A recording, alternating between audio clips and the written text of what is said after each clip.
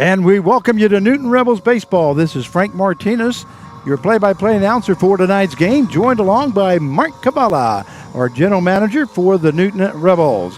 We are in Andale, Kansas, as the Newton Rebels will be taking on the Andale Warhawks here this evening. It is the first game of a 5-game series and a very important series here tonight, Carv. Yeah, it's a very pivotal, I'd say, right now, especially starting out July. We closed the book on June. Thank God. I'm glad we did that because it wasn't good. It wasn't kind to the Rebels. But July, we talked about it as a team, said, hey, let's go out, let's play some good ball, let's get some respect. And I can't beat this day. It's a beautiful day out here, out middle of Andale, Kansas. Yeah, it definitely is. The weather is about 82 degrees here, and we do have a little bit of wind. Looks like it's coming out of the east about 9 miles an hour. So there's going to be a lot of balls that hit the left field because it is a short field. It's only 330 feet into left field, so we may see some home runs here tonight. Yeah, get that ball up in the upstream. But I'll tell you, I'm very confident in our pitcher, which is something different. The pitcher is Zach Illick. He's a guy that's been around for, 3 years now? But guess what? It's his first start. It is going to be his first start, yeah, because normally Gillett comes in the last couple innings. He's basically the closer, right? Is what they usually use him for. But tonight, due to the fact that we're short some pitchers, he's going to be starting tonight, and I'm excited. I'm excited to see what he can do. I think it's an opportunity for him. Every relief pitcher wants to have that opportunity to start, and this is it for him because I think he'll throw strikes. I think he'll keep it, like we talked about, being efficient. Just coming after him, keep that pitch count down, and let's see how far he can go. And then, he'll rest up and he'll be ready for that All-Star game July 5th. Yeah, well, like I say, this is going to be a very important series because the Newton Rebels come in 7-16, I believe it is, and then the Andale Warhawks are 6-13. Right. So we can flip-flop on the positions that we are in right now because they're ahead of us by a game or so. But we can flip-flop that and go ahead and maybe make a move because there's some other teams in the middle of the pack that are even at 11-11. Right. So if we get 5 here, that'll give us 12, and some of those teams stumble in the middle there, we could be back in the middle of the pack. And Frank, as a GM, I've never seen something like this. We've had a lot of guys, they left and whatever on their own accord or whatever. But so some other teams, and it's like a commitment you got to have. I'm very proud of the players that are still here. They're still battling. I was talking to some of them in the batting cage, and they want to get this thing going. They want to get July. They want to have a great July. They have a great July, then guess what? That June is kind of forgotten somewhat. Exactly right. If we get 5 here and then move on to the next series and try to get as many as possible from them, like I say, it could be a very profitable July for us. Right, yeah, it's right there for them. Again, the key is pitching, and just I like the defense. We were talking about the other day on the air about the infield looks good, the outfield looks good. And when the pitchers, the last few games here that we played this last week, they look good. They came through strikes, and they did a great job. And guess what? It was a different kind of ball team. Yeah, it definitely was. So we're going to go ahead and go with the starting lineups here for tonight's game. We will start off with the visitors, which will be the Newton Rebels. Leading off for the Newton Rebels and playing shortstop will be number 1, Andrew Brotman. Batting second and playing center field will be number 7, Justin Barnes. Batting third and playing first base will be number 3, Corey Mason. Batting fourth and playing third base will be number 23, Nolan Riley. Batting fifth and playing right field will be number 8, Thomas Capion. Batting sixth and playing left field will be number 20, Aiden Corrigan. Batting seventh and DHing will be number 51, Bryce Nittler. Batting eighth and catching will be number 16, Anthony Zellner. Batting ninth and playing second base will be number 11, Jaden Hanna. And once again, pitching for the Newton Rebels will be number 34, Zach Gillick. Gillick on the mound for the Newton Rebels. The head coach for the Newton Rebels is Brett Clark. Well, like we say, Carv, Gillick will be starting here this evening. For the Newton Rebels. And that's going to be quite a different outlook on maybe how the guys will go to the bat. Yeah, and I think so. I think right now, I mean, just to know that they have confidence in Zach Gillick, because guess what? He throws strikes, he comes right after him, and it's going to be. I think it's going to be a fun game. I think, remember how you and I were always talking about the first innings. I'd be surprised if he doesn't come out of that pretty much almost 1-2-3. We're going to go ahead and go through the starting lineups now for the Andale Warhawks. And we'll get you back out to the field here so you can take a look at it. For Andale, leading off and playing center field will be number 16, Matt Getzman. Batting second would be the right fielder, number 27, Colin Young. Batting third and playing first base will be number 18, Gavin Rogers. Batting fourth and DHing will be number 2, Matt Christian. Batting fifth and playing shortstop will be number 15, Jacob Woods. Batting sixth and playing left field will be number 34, Josh Bozian. Batting seventh and catching will be number 23, Kyler Copeland. Batting eighth and playing second base will be number 48, Jackson Souza. Batting ninth and playing third base will be number 4, Mason Hammonds. And pitching tonight for the Andale Warhawks will be number 40, Nick Blessing. Blessing on the mound for the Warhawks. And I was going to try to get the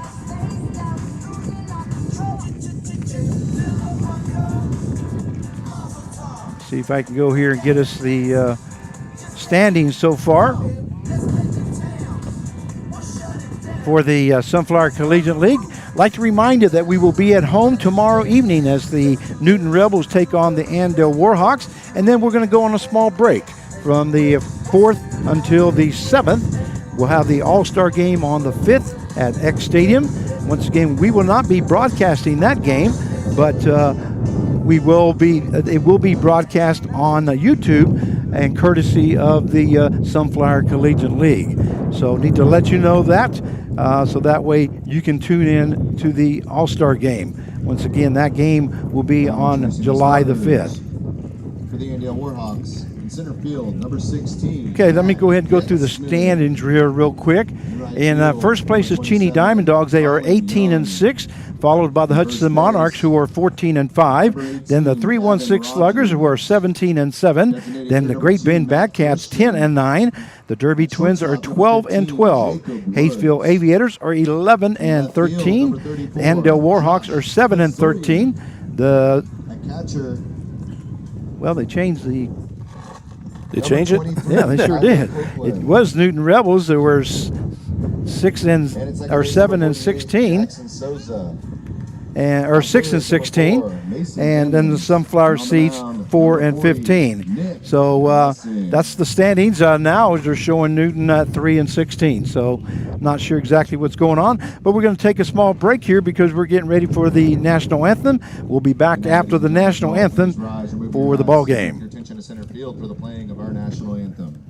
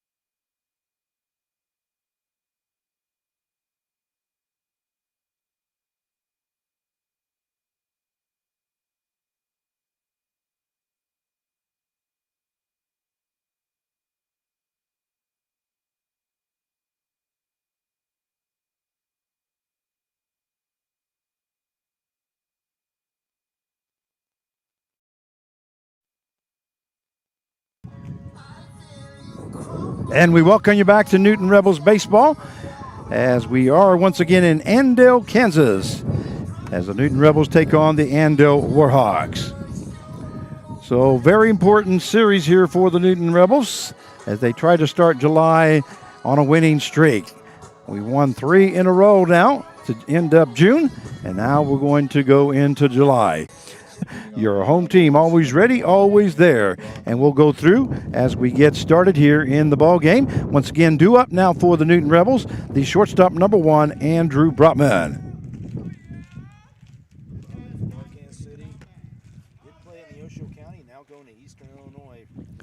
And here is Blessing's first pitch. A swing and a miss there by Brotman as the count now goes to no balls, 1 strike.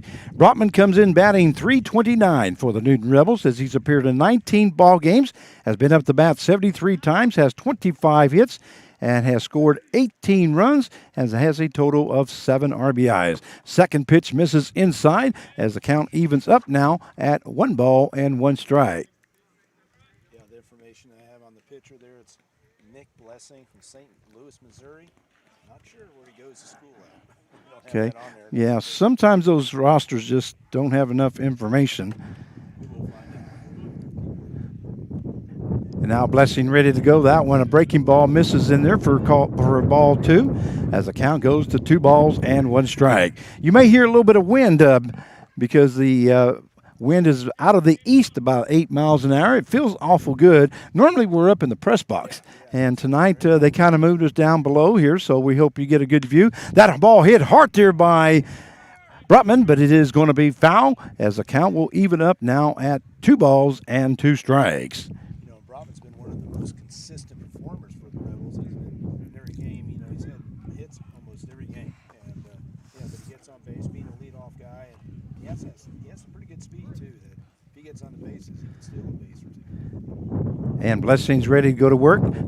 That one swing and a miss there by Brotman as he goes down for out number 1. That is the first strikeout recorded by Nick Blessing. So we have 1 down now here in the top half of the first inning, and it'll bring up the center fielder number 7, Justin Barnes. Yeah, Justin Barnes from Marietta, Georgia, 5'10", 180. Now to bat number 7, Justin Barnes. Shorter University. There's a couple of players here that play for Andale that aren't from Shorter, some of his teammates, so it's kind of a little reunion time. Barnes comes in batting .319. That first pitch is high for ball 1.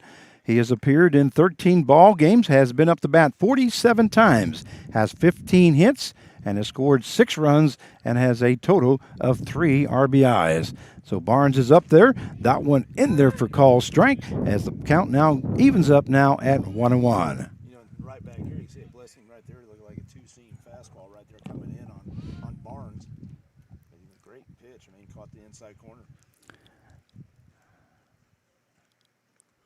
That one is fouled off to the right-hand side. The first baseman not able to get to it. That was Rogers, as the count now will go to 1 ball and 2 strikes. And looks like our internet has gone kaput. So we will try to restart that.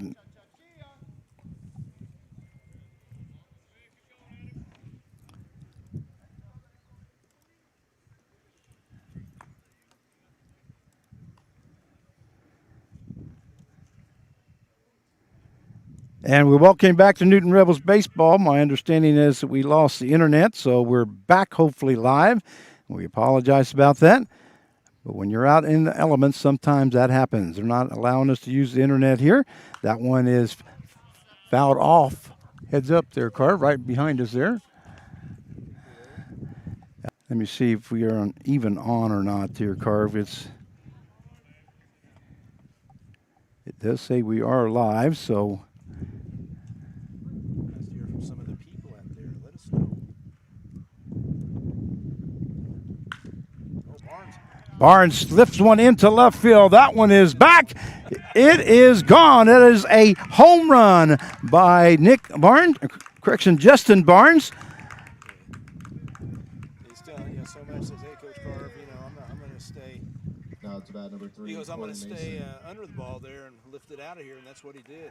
But like I said, he's a good player. And he's been hitting some high balls, and that one just happened to carry out. He hit it just right. So that is a home run by Nick Barnes. And the score is now 1-0 in favor of your Newton Rebels. That brings up the first baseman, number 3, Corey Mason. That one misses outside for ball 1. And as I was telling you, if they happen to get it up in that jet stream, there's going to be a lot of home runs here because it is a short fill at 330 feet. That one hit to the first baseman. First baseman Rogers scoops it up, and he'll make it play unassisted for out number 2. I don't know if people can see the flag out there in the left center. It's Now to bat number 23, pretty good Nolan across Riley. there, so it's kind of a crosswind across towards right to left. If you get that ball up there, it will travel into that field over there. And that will bring up the third baseman, number 23, Nolan Riley. So Riley now up at the plate as we have 2 down now. The score 1-0 if you just missed it, as Justin Barnes hit a home run about 345 feet out in left field. I was going to say here, Nolan Riley, playing at University of Fort Smith, Arkansas, he's had quite an impact on the team, I think, since he came here. He came a few games into the season. He's been another consistent performer. That one misses high for ball 2. So the count is 2 balls, no strikes now to Nolan Riley as we are in the top half of the first inning.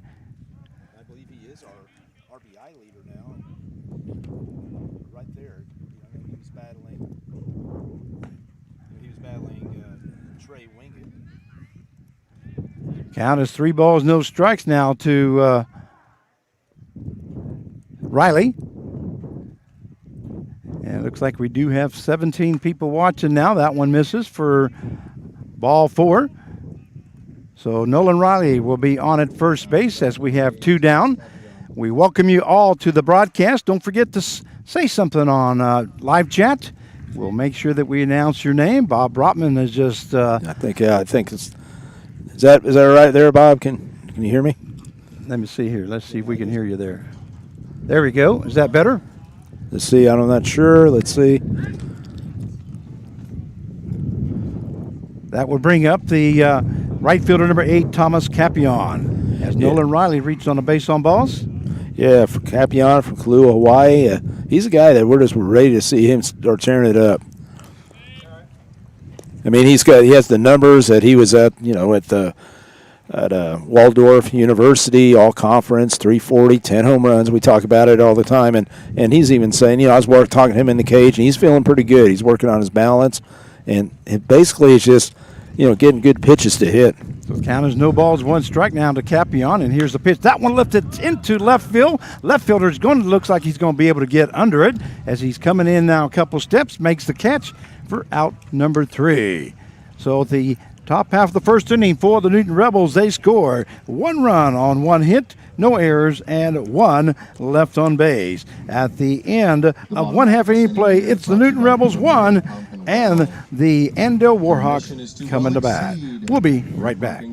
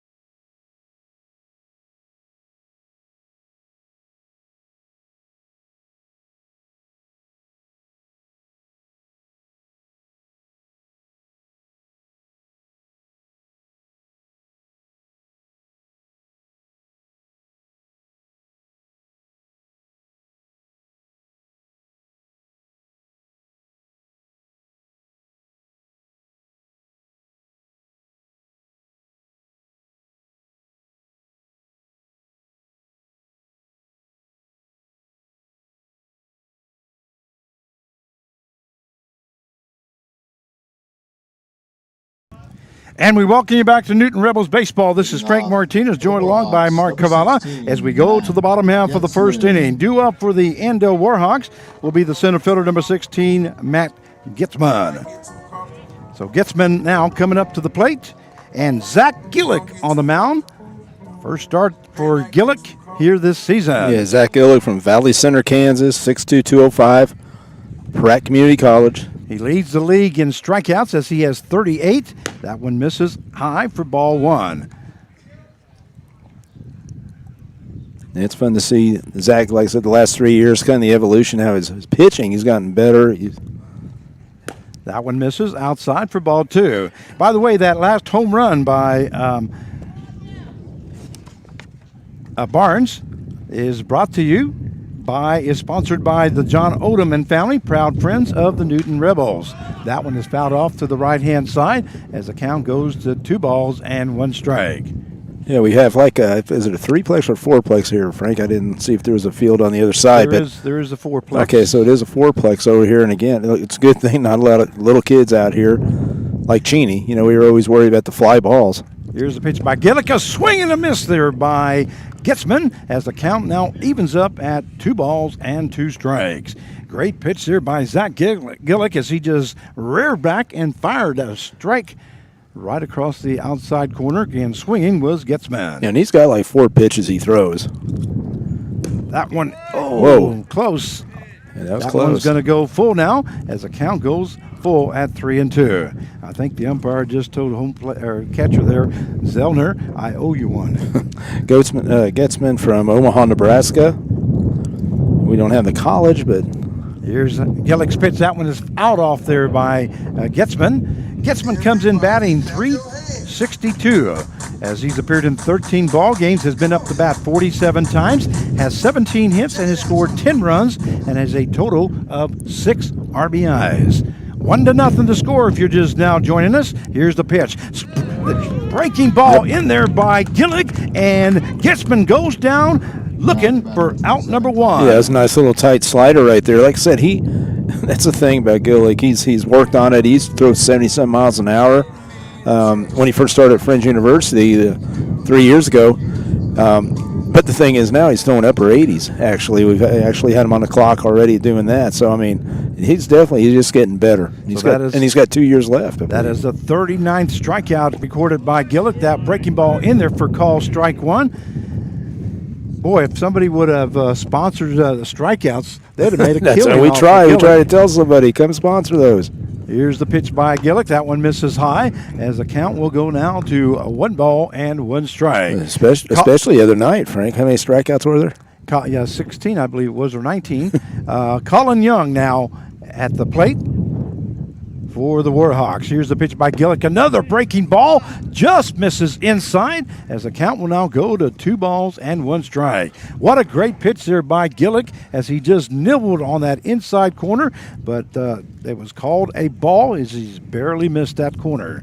There's Gillick's pitch is fouled off there by Young, and that will even up the count now at 2 balls and 2 strikes. And Young from Magnolia, Texas. Like I said, we don't know the college. We will find out by next game at least, and talk to the coach and see if we can get that all filled out for everybody.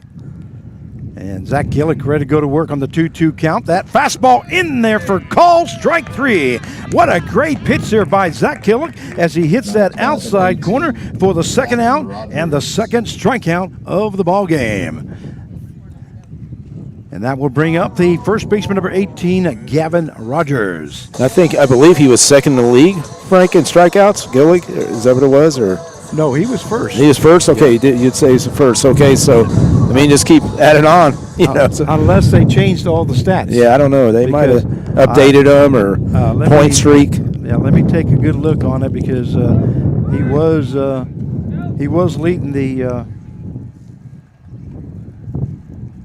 I'll take a look here while we're... Yeah. First pitch is in there for call strike 1. Gillick's pitch misses low as the count now evens up at 1 ball and 1 strike. We do have 2 down here in the bottom half of the first inning. 1-0 is the score in favor of your Newton Rebels. And Zach Gillick ready to go to work. That fastball just misses inside as the count now goes to 2 balls and 1 strike.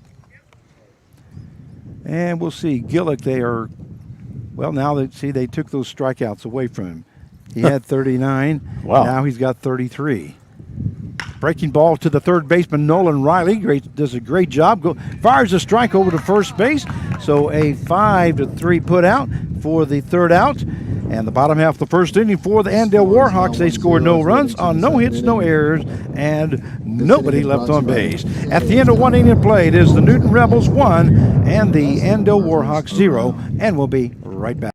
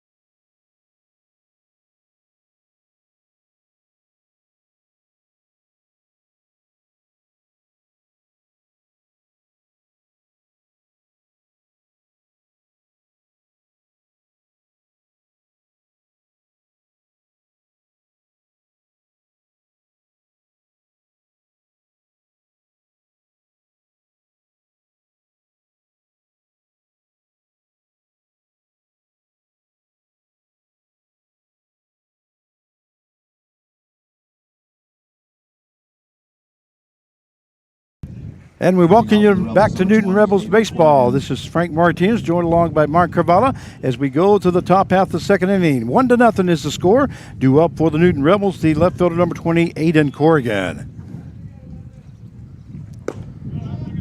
Corrigan, who was our player of the game the other night, lefty hitter, Saline, Michigan, 5'9", 170, from Heidelberg University, which is in Ohio. And there's the pitch, misses high as the count goes 2 balls, no strike. Corrigan comes in batting .220 as he's appeared in 14 ball games, has been up to bat 50 times, has 11 hits, and has scored 11 runs, and has a total of 6 RBIs. That one in there for call strike, and that now takes the count to 2 balls and 1 strike. Yeah, Corrigan was 1 for 1, had a sacrifice fly, and 3 RBIs in that last ball game. That one hit hard by Corrigan. That's going to be in for a base hit as falls in front of the right fielder. So Corrigan records his first hit of the game, and that is the second hit of the ball game for the Newton Rebels. So we'll have a runner on at first base with no out here in the top half of the second, and that will bring up the designated hitter number 51, Bryce Nittler. Yeah, I was going to get back to Corrigan right there. I mean, like we talked about the other day, he's always in the cage working, and it's actually his hard work's paying off. He's been one of the hottest hitters, I would say, recently, but look at that. He gets on base and figures out a way. There you go. We're going to go ahead and go through some of our sponsors because we can't do it in between innings because they play music, and where they place us at, the speakers are right on top of us. So let's do our sponsors. Double Plays will be sponsored by the team of Peyton Paul, attorneys at law, working for you. Pitching Changes will be sponsored by Ray Roofing. They have you covered. Doubles will be sponsored by Cobra Enterprise, Store and Stuff, and Realty Connections. Any home runs, which we did have one so far, by John Odom and family, proud friends of the Newton Rebels. And any great plays on the field or player of the game will be sponsored by Carl Hodges and family. The Rebels tradition continues since the year 2000. Also like to thank all our host families. Oh, yeah. Without you guys are MVPs, actually. And there's a bunt attempt by Nittler, and he pulls back as the count now evens up now at 1 ball and 1 strike. Once again, Corrigan on at first base as he just recorded a base hit, his first hit of the game, second hit for the Newton Rebels here this evening. 1-0 to score. And here's the pitch by Nick Blessing. Once again, Nittler squares around a bunt, but pulls back as that one was high and outside. And then right there, that's what people need to watch. Right there, if it's not you bunt strikes. If it's not a strike, just lay off, and that's what he did. And right now he's ahead 2-1. So Coach Clark has the option of maybe let him swing away, get a good pitch to hit, or I don't know, maybe he'll still bunt him. We'll see what Coach's going on, Coach Clark here. Here's 2 balls, 1 strike. Here's the pitch. That one is a swing and a miss there by Nittler, and that will even up the count now at 2-2. And I was out in the cage over there before the game. And I was talking to Bryce, and he's still trying to figure out his swing. I mean, he's still he's had arm surgery, and it's still he's still working through it. It's not 100% yet, but he's just getting his timing down. He's working on his swing, and I think he's going to be helping us big time here in the next couple of weeks. Throw over to first base, and now Corrigan was back safely. So 2 balls, 2 strikes now to Bryce Nittler with no outs here in the top half of the second inning. There goes beautiful. Corrigan to right field. That's going to fall in front of the right fielder. Corrigan is hustling to third base. He will be standing up for as Nittler reaches on a base hit. Yeah, I mean, that's one thing where I don't know if Coach Clark's telling him to slide, but, you need to slide. Yeah, it definitely does because he almost got tagged out there. It's like a hit and run. I mean, Nittler just hit beautiful. Just went with the pitch to right field, and Corrigan just went right in there. But, of course, he went standing up, which you don't want to see. Well, Corrigan just recorded his Nittler. Nittler just recorded his 3rd hit of the season. So that was a good time as he moves Corrigan over to third base. And that will bring up the catcher, number 16, Anthony Zellner. Zellner from Salem, Oregon, 5'10", 185, Western Oregon University. Just finished his junior season. Zellner has appeared in 5 ball games, has been up to bat 13 times, and has 1 hit. And here's the pitch. That one hits the outside corner, and that will even up the count now at 1 ball and 1 strike. And Frank, I like their approaches a little better here. I mean, they're taking some, they're not swinging at the first pitch that we talked about the other day. I thought they were a little super aggressive because they weren't swinging at all good strikes. And here's the pitch that by Blessings misses high, and that will take the count now to 2 balls and 1 strike. I know, and you brought it up a few times that, just you can't be swinging. You're in the hole already sometimes when you're swinging at a bad pitch. Well, I just hate it when a new pitcher comes in and he only gets 2 pitches and already got 2 outs. That one is a swing and a miss there by Zellner as the count will even up now at 2-2. That was a little low, but Zellner really won at that one. But he stepped out of the box. He stepped out. That's what I would like to see hitters do. Don't just jump right in that box where your mind's still thinking about it, and pitcher quick pitches you. So the count is 2 balls, 2 strikes now to Anthony Zellner. No out, and here's the pitch. That ball, great job there by Zellner as that one was outside, and Zellner just stuck his bat out just to get a piece of it. And that's exactly what you need to do with the 2 strikes. Protect that plate. That's kind of like Tony Gwynn used to do. Anybody remembers Tony Gwynn? He'd foul him off, then boom, base hit. And Blessing ready to go to work. Here it is. That one lifted into left field. Left fielder is moving to his left. He does catch the ball. Here comes the throw, and here comes Corrigan. And he's going to be in safe as the score is now 2-0 in favor of the Newton Rebels. Corrigan. A sacrifice fly there by Anthony Zellner to left field. I was going to say Corrigan. He did slide there, Frank. That's a good slide, too. Very good slide. So we now have 1 down. Score is 2-0 in favor of the Newton Rebels. And that will bring up the second baseman, number 11, Jaden Hanna. So Jaden Hanna now coming up to the plate. Jaden Hanna from Beaverton, Oregon, 5'6", 155, Western Oregon University.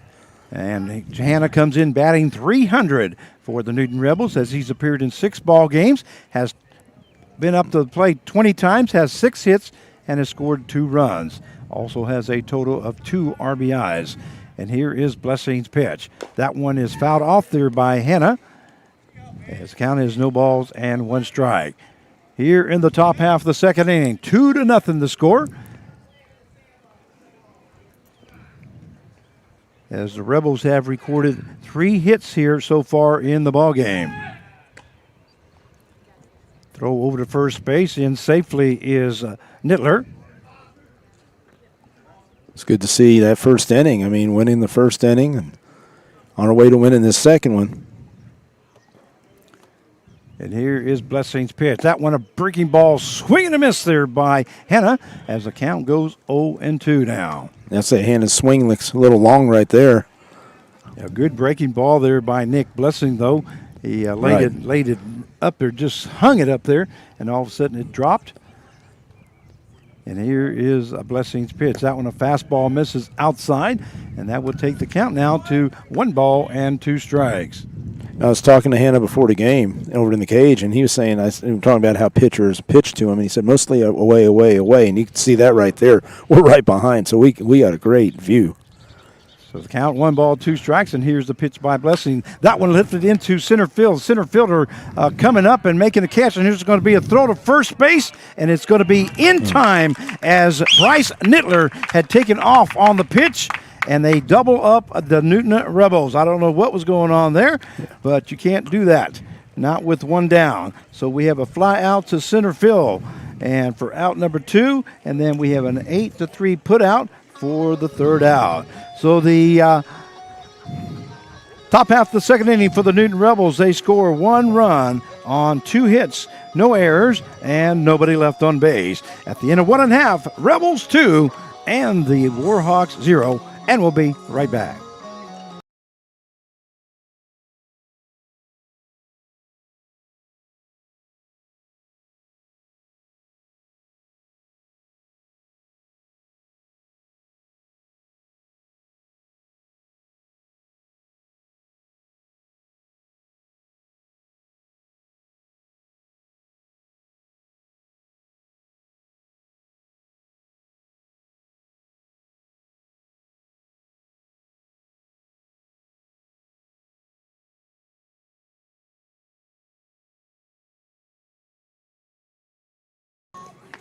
Leading off for the Warhawks, number 2, Matt. And we welcome you back to Newton Rebels baseball as we go to the bottom half of the 2nd inning. Due up for the Endell will be the designated hitter number 2, Matt Christian. And Zach Gillick ready to start his 2nd inning of work. That's correct. I said Zach Gillick getting ready to start his 2nd inning of work. As a starter. And I do have some, Matt Christian from Marietta, Georgia, and he's from Shorter University. That one, breaking ball, and that is lifted into left field. That's going to be in for base hit, maybe in for extra bases, as rounding second base is, or first base, that is Christian, and ends up at second base. So that is a double by Matt Christian as he starts off the bottom half of the 2nd inning, and that will bring up the shortstop, number 15, Jacob Woods. And you got to realize right there, I mean, it was just Gillick, he's going to be around the zone, and the players know that for Andale, and right there he just hung that first pitch, and he did a good job right there. Christian just little base hit, I mean double right down the left field line.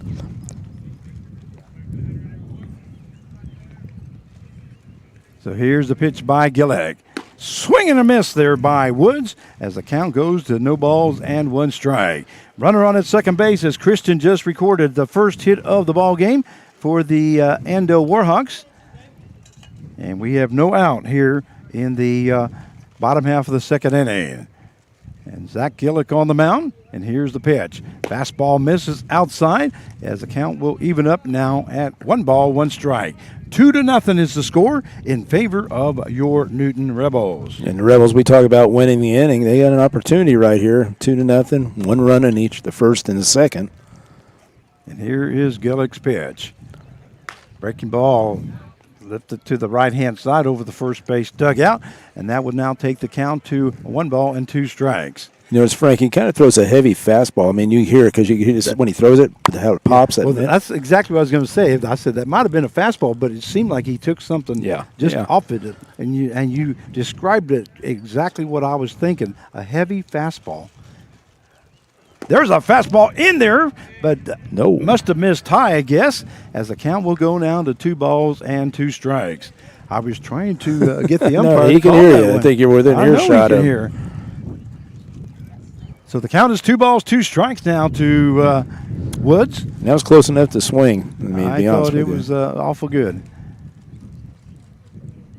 And here is Gillick's pitch. Another breaking ball. Oh, strike 3 as that one hits the outside corner for out number 1. And that is the 3rd strikeout recorded by Zach Gillick. And that is the 41st strikeout of the season for Zach Gillick. You know, and it's great that we're sitting right here, Frank, because if you look, I mean, we're right directly behind. You could see him using the plate.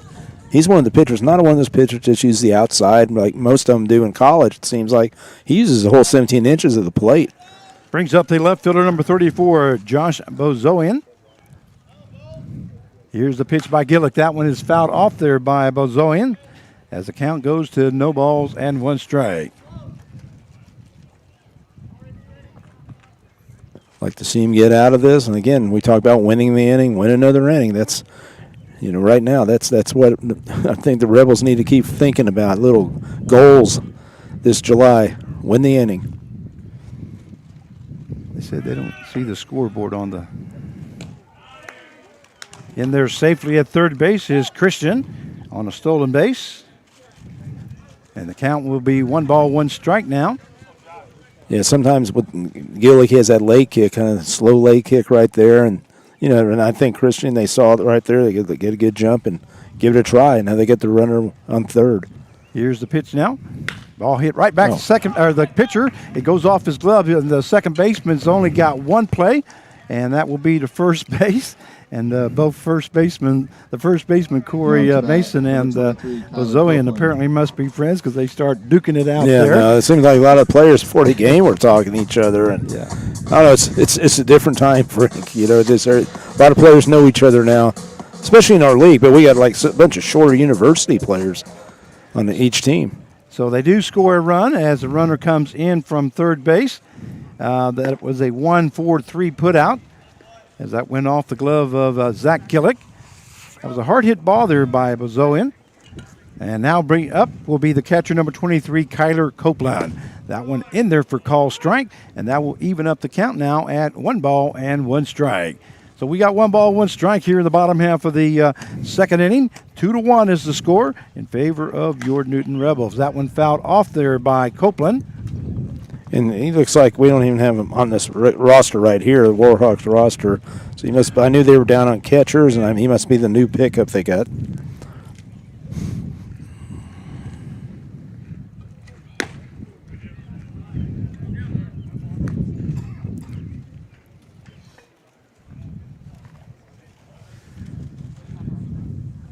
That's like when you see Zach Gillick getting ahead with 2 strikes, what he's going to throw here.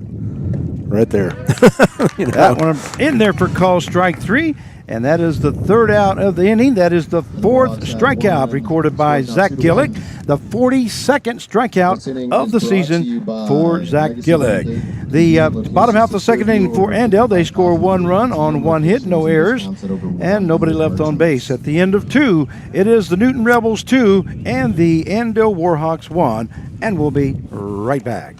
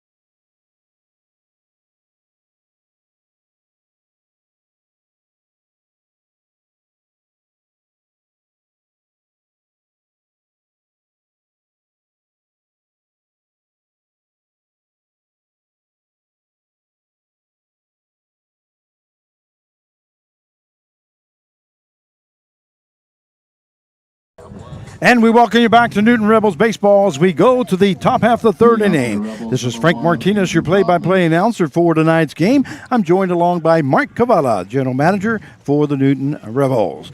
Due up in the top half of the third inning, the score is 2-1 in favor of Newton. Will be the shortstop, number 1, Andrew Brotman. Brotman struck out his first time at the plate here this evening. By the way, that play at the plate last time on the second inning, I forgot to announce, is sponsored by the Colonel Tim Marler family in honor of the Kansas National Guard. Your home team, always ready, always there. Yeah, Brotman right there jumping on that first pitch, kind of a high fastball. Like I said, he's an aggressive hitter. You know, he's ready to swing, and I like that. You know, I mean, here's the pitch there by Blessing. That one misses outside, and that will even up the count now at 1 ball, 1 strike. So 1 ball, 1 strike now to Andrew Brotman. Brotman, who comes in batting .329 for the Rebels. And here is a Blessing's pitch. Ball hit hard up the middle. There you go. That's going to be in for a base hit as Andrew Brotman records his first hit of the ball game, and that is the 4th hit recorded by your Newton Rebels. And it's funny, Frank, I was just thinking in my mind right there, you know, Andrew, don't get caught up with the wind, trying to lift it up in the air and trying to hit home runs or anything like that. Just try to take it up the middle. Next swing, base it up the middle. Well, Brotman recorded his first hit of the game, and that is the 25th hit of the season so far for Andrew Brotman. That will bring up the center fielder, number 7, Justin Barnes. Barnes hit a home run in the first inning to make it 1-0. Here's the pitch by Blessing. That one misses low for ball 1. I think he Blessing's kind of found out what happens when he gets the ball up high. Yeah. Oh, yeah. You're gonna miss down. You better miss down right here, especially on a day like this. So we do have a runner on at first base, but no out. There's a throw over to first base, and Brotman in safely. You know, it's very scenic out here. Like I said, it's out in the country here in Kansas. You're picturesque. See fields out there. You see the highway way out there, Frank, then to Hutchinson. Yeah, it's that one hit hard by right to the third baseman. Third baseman goes to second base, and then the first, and not going to be in time as Barnes gets a fielder's choice, but it is a 5-4 put out for out number 1. A good play there by the third baseman, Hammonds, who went to second, Sosa, and Sosa turned over and went to Rogers, but not in time. So we do have one down, and that will bring up the first baseman, number 3, Corey Mason. You know, it was good to see Barnes run hard. I mean, he ran hard down that line to make it, because it would have been a double play. Well, most people it would be, but Barnes is just too fast. That one's going to be in for a base hit. Barnes is rounding second base. He will end up at third base, and in with a base hit is Corey Mason. Yeah, Mason, like I said, the all-star leading hitter on the team right now, and that guy, I mean, he's been on a roll, Frank. Like I said, when started off with that Hutch series, and when he was on the base 8 straight times.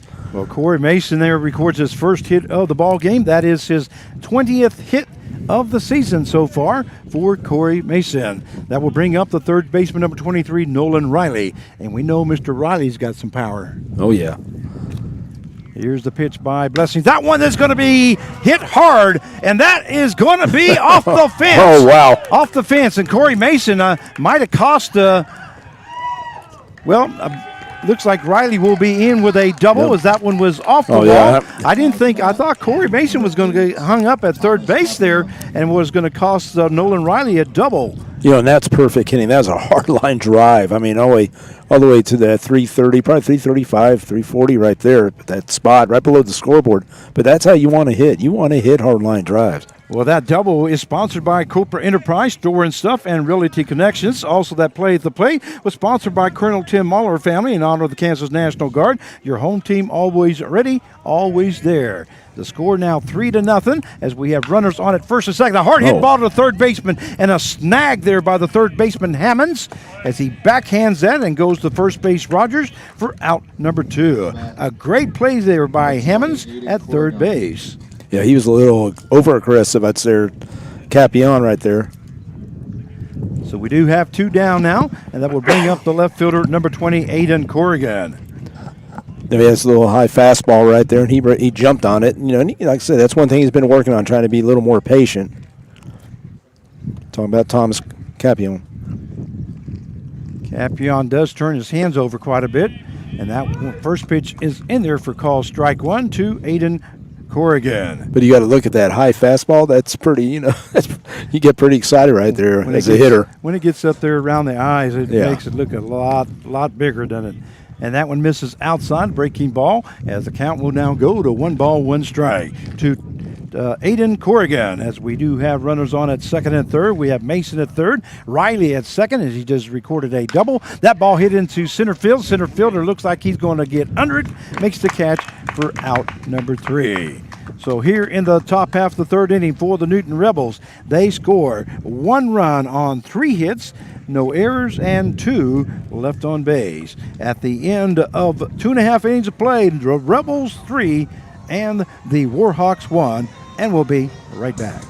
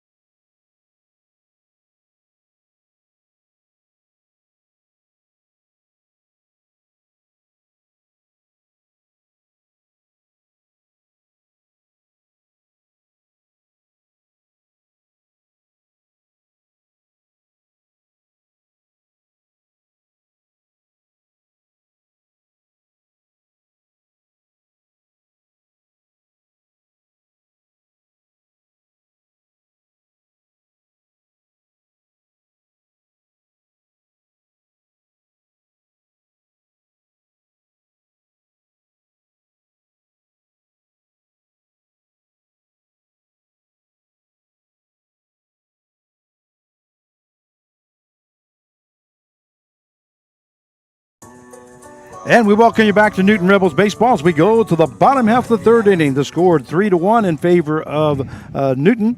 And due up for the Andale Warhawks will be the second baseman, number 48, Jackson Sosa. Here in the bottom half of the third.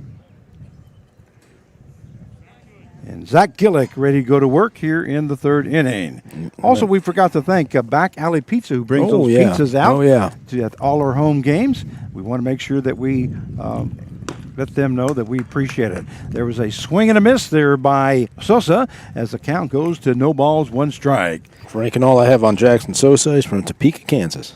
Topeka, Kansas, Mr. Sosa. That fastball in there for call strike as the count goes down to 0 balls and 2 strikes. Let me see if I can get their batting averages here.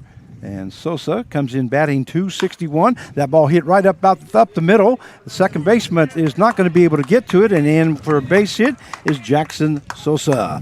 That was right down almost as Gillick was falling to his left. He tried to reach it for it, but he just couldn't reach enough to the right as that went up the middle for a base hit. I was going to say both hits have been right up the middle on them, right there. So there will be a runner now on first base, and it wasn't a hard hit ball. That was the thing about it. That will bring up the third baseman, number 4, Mason Hammonds. Well, I mean, one hit he deflected, and it ended up being a 1-4-3. Here's the pitch there by Gillick. That fastball misses outside as the count goes 1 ball, no strikes. We have Jackson Sosa on at first base, and there you go. Yeah, we got Mason Hammonds up. Or Hammonds is up. Yeah, Hammonds. Sosa at first. And Hammonds comes in batting .242. Here's the pitch by Gillick. That one misses the outside corner as the count will go now to 2 balls and no strikes. Hammonds has competed in 18 ball games, has been up to bat 62 times, has 15 hits, and has scored 11 runs. It's like he's played in every game. Throw over to first base, and back safely is Jackson Sosa. And he's from Lindale, Texas, 6 foot, 180. We have 25 viewers here this evening. Send us a little message on live chat. We'll announce your name, let us know that you're watching us. We appreciate it very much. We hope you enjoy the Newton Rebels baseball. Once again, the score 3-1 in favor of Newton as we are in the bottom half of the third inning. And if you are a Warhawk fan, we welcome you to the broadcast. Hope you enjoy it. That pitch just misses low right at the knees, but the count will now go to 3 balls and no strikes. That is Gillick's bread and butter pitch right at the knees. That one must have been just a tad low.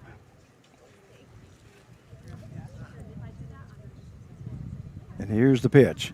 That one outside, and that is a ball 4. So Mason Hammond will be going to first base on a base on balls. That's the first walk given up by Gillick. Moving over to second base is Sosa, and that will bring up the center fielder, number 16, Matt Gitzman. Yeah, as I say, Gillick right there kind of throwing across his body, kind of got off his, like you and I have been talking about the tempo, rhythm of a pitcher, because he's usually, he threw clear across his body right there.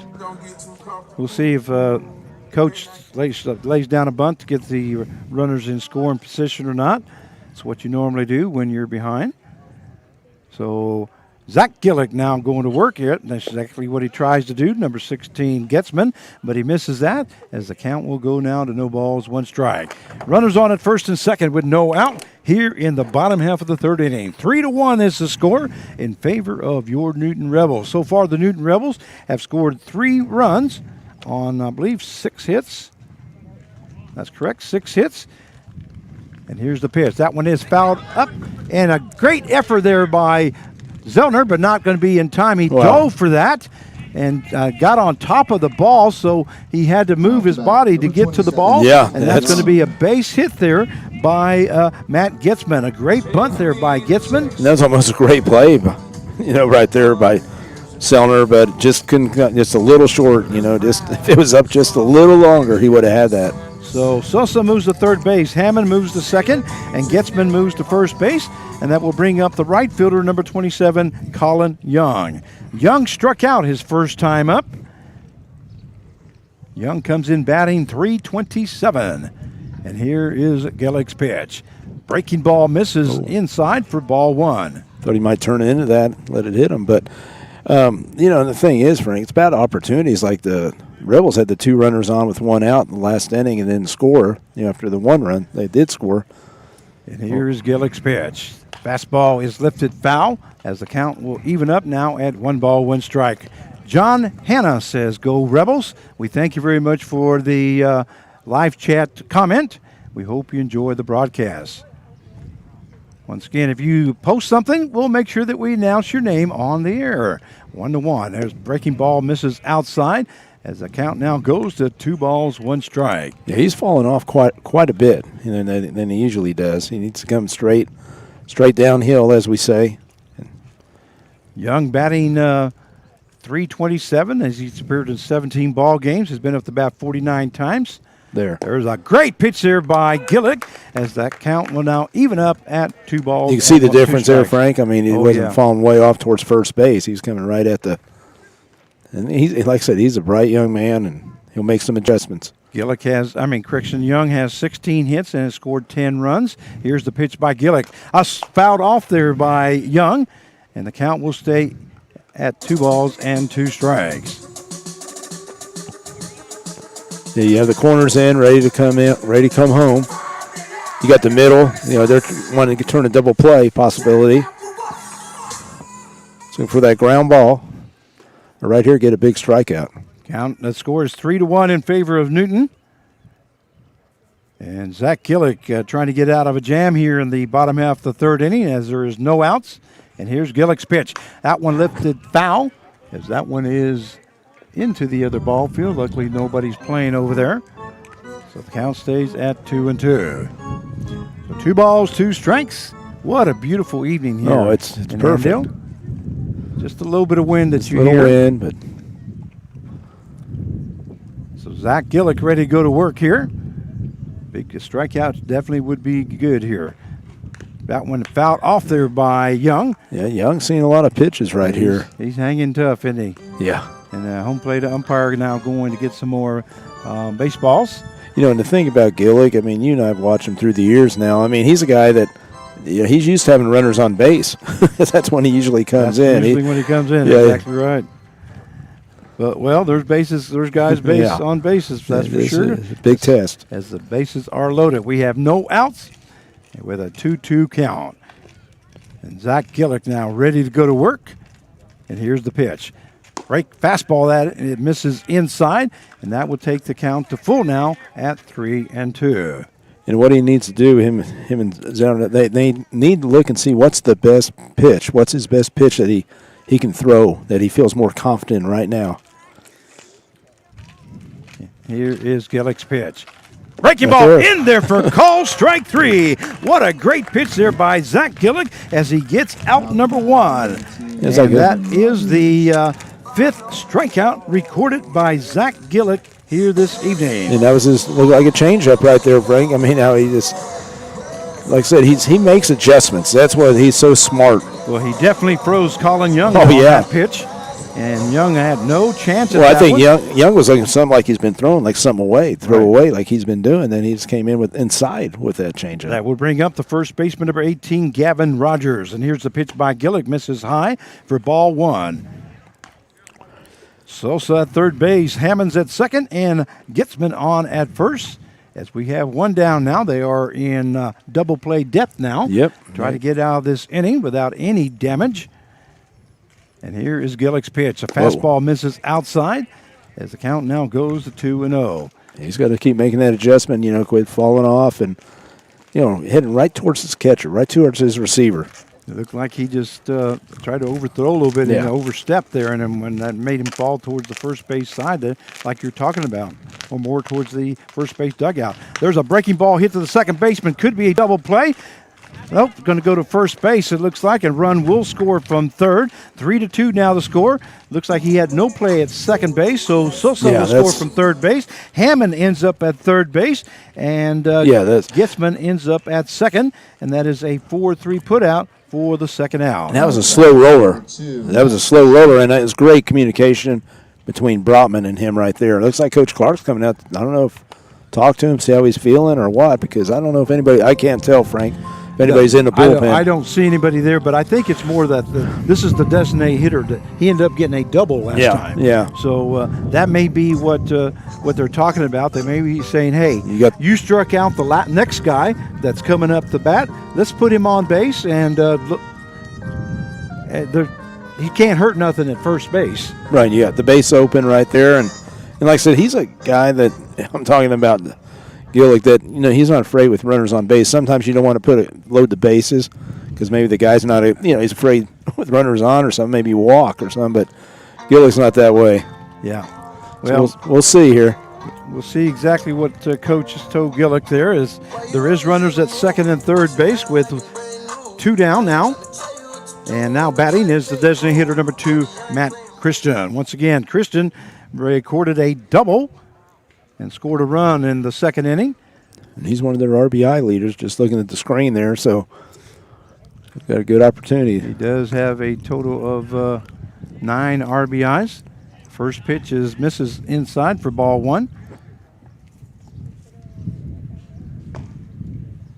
So Matt Christian now at the plate with 2 down. Here in the bottom half of the third, there's a pitch by Gillick, hits that outside corner as the count now goes to 1 ball, 1 strike. And the thing is, Frank, right here, if you minimize, if you can get that one run at it with the bases low and no outs, like you take that. But the thing is, on the advantage of Andil, his pitch count's shot up this inning. Yeah, it sure did.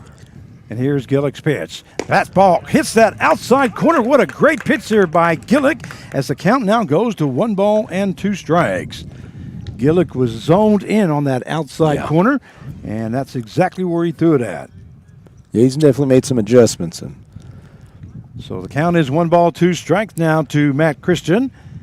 And here's the pitch by Gillick. Looks like breaking ball, swing and a miss there by Christian, and he goes down for out number 3. And a great job there by Zach Gillick as he had the bases loaded and only allowed 1 run, and he came back to get a ground ball and then also 2 strikeouts. So the bottom half of the third inning for the Andale Warhawks, they score 1 run on 2 hits, no errors, and 2 left on base. At the end of 3 innings of play, it is the new Newton Rebels 3 and the Andale Warhawks 2. And we'll be right back.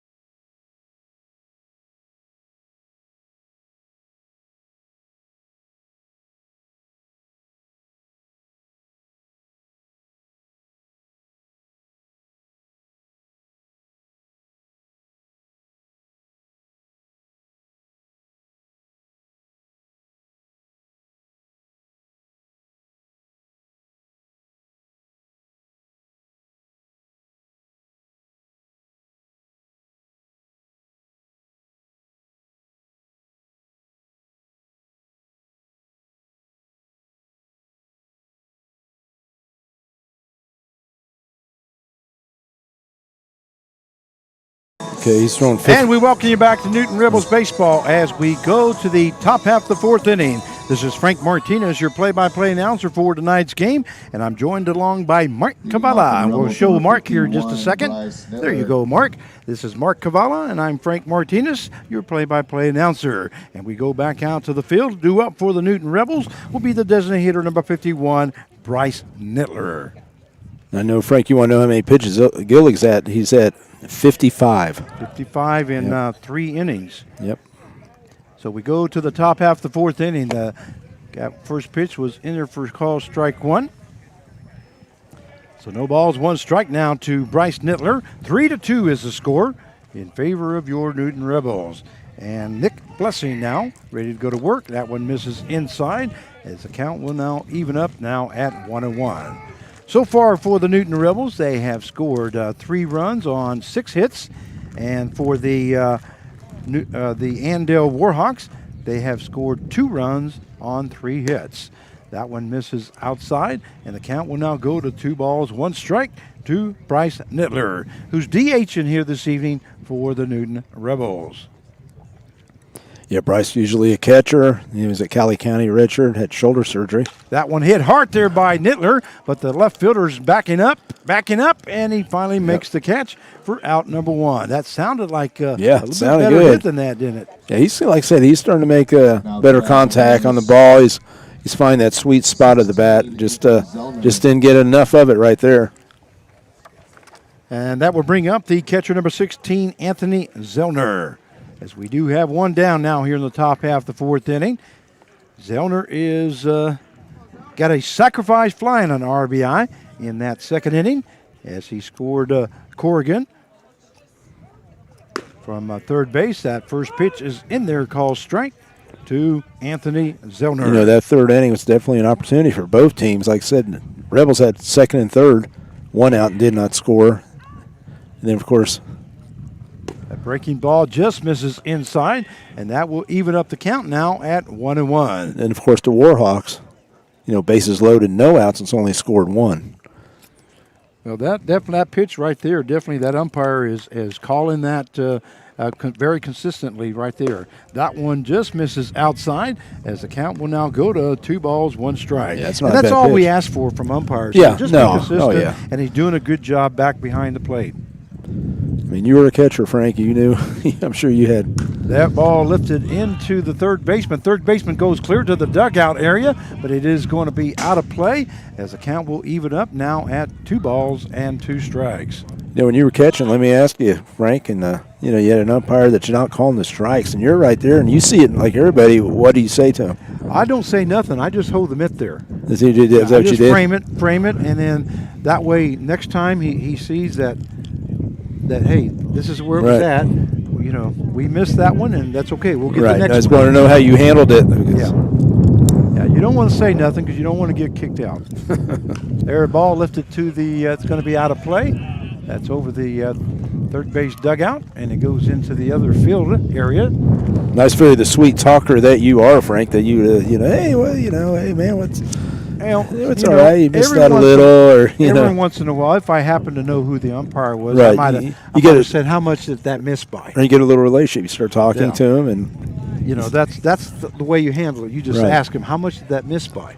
Yeah, yeah. And then that way he'll think about it too. think about it, exactly. There's a hard hit ball into left field. Left fielder backing up and looks like he's going to get under it. That's Bo Zoian, and he makes the catch for out number 2. Number 11, Jaden Hanna. That will bring up the second baseman, number 11, Jaden Hanna. So we have 2 flyouts now to left field here in this inning. Yeah, I think it's easy for guys to get under the ball right now, especially they want to drive the ball in the outfield, like you were talking about earlier in the game. First the game, get it up in that win. Hanna flew out the center field his first time out as he made the second out of the inning, and then got a doubled up. Nittler got doubled up, I should say, on that throw to first base. That one misses in the ground for ball 1. I'm wondering how it's going to be here once the sun goes down, whether we're going to be able to see our stuff or not. I don't know. The lights are not on yet, but I was kind of curious about that. That one hit hard to the first baseman. First baseman Rogers just sticks his glove up and makes the catch for out number 3. So the Newton Rebels go down 1-2-3 here in the top half of the 4th inning. And at the end of 3.5 innings of play, it is the Newton Rebels 3 and the Andale Warhawks 2. And we'll be right back.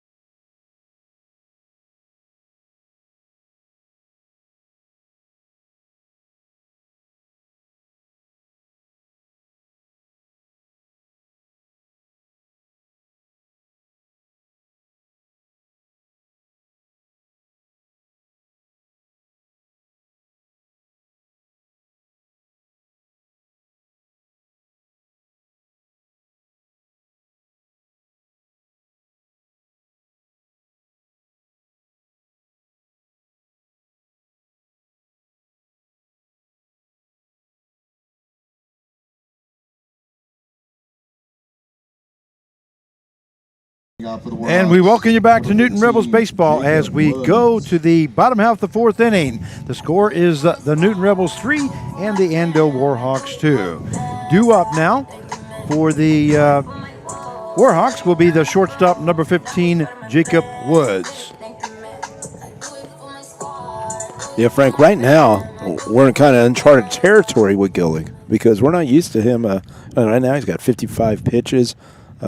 Starting pitcher, he's in the 4th. That one fouled off there by Woods as the count now goes to no balls and 1 strike. Here in the bottom half of the 4th inning, Woods comes in batting .340 as he's appeared in 15 ball games, has been up the bat 47 times, has 16 hits, and has scored 9 runs. That one just misses as the count will now even up at 1 ball and 1 strike. He does have a total of 6 RBIs. So 1-1 now the count to Woods, and here's Gillick's pitch. Fastball is fouled off there by Woods as the count now goes to 1 ball and 2 strikes. Yeah, I mean, it's just like he's been used. I mean, I don't know how many times have you seen him throw 55 pitches and over. I mean, we haven't. It's been 2 or 3 innings. I mean, that's how Coach Clark uses them, and now we're using them in a different capacity. Swing and a miss there by Woods as he goes down for out number 1. And that is the 7th strikeout recorded there by Zach Gillick. As we have 1 down here now in the bottom half of the 4th inning, we'll bring up the left fielder number 34, Josh Bozoian. It showed right there he still has some pop, though. He sure does. Man, I wish I would have sponsored the strikeouts. I know. It would have been all over there. You were trying to ask people out there, hey, come and sponsor it. And when, no takers. It's still available if anybody still wants to do it. Anybody wants to do it, Mr. Gillick's your man. As he now has, let's see here, we said 7 and he had 38. That's 45? That one fouled off there, or it's hit to the right side, and not going to be able to get to it is Mr. Thomas Capion. Good hustle. Good hustle there by him and Hannah both at second base. He had to go a long ways. Yes, he did, and he didn't give up on it until he got to the fence. I love that kind of play. That's how you play. That's how you should play it. His parents ought to be very proud of him. He gave us 110% effort right there.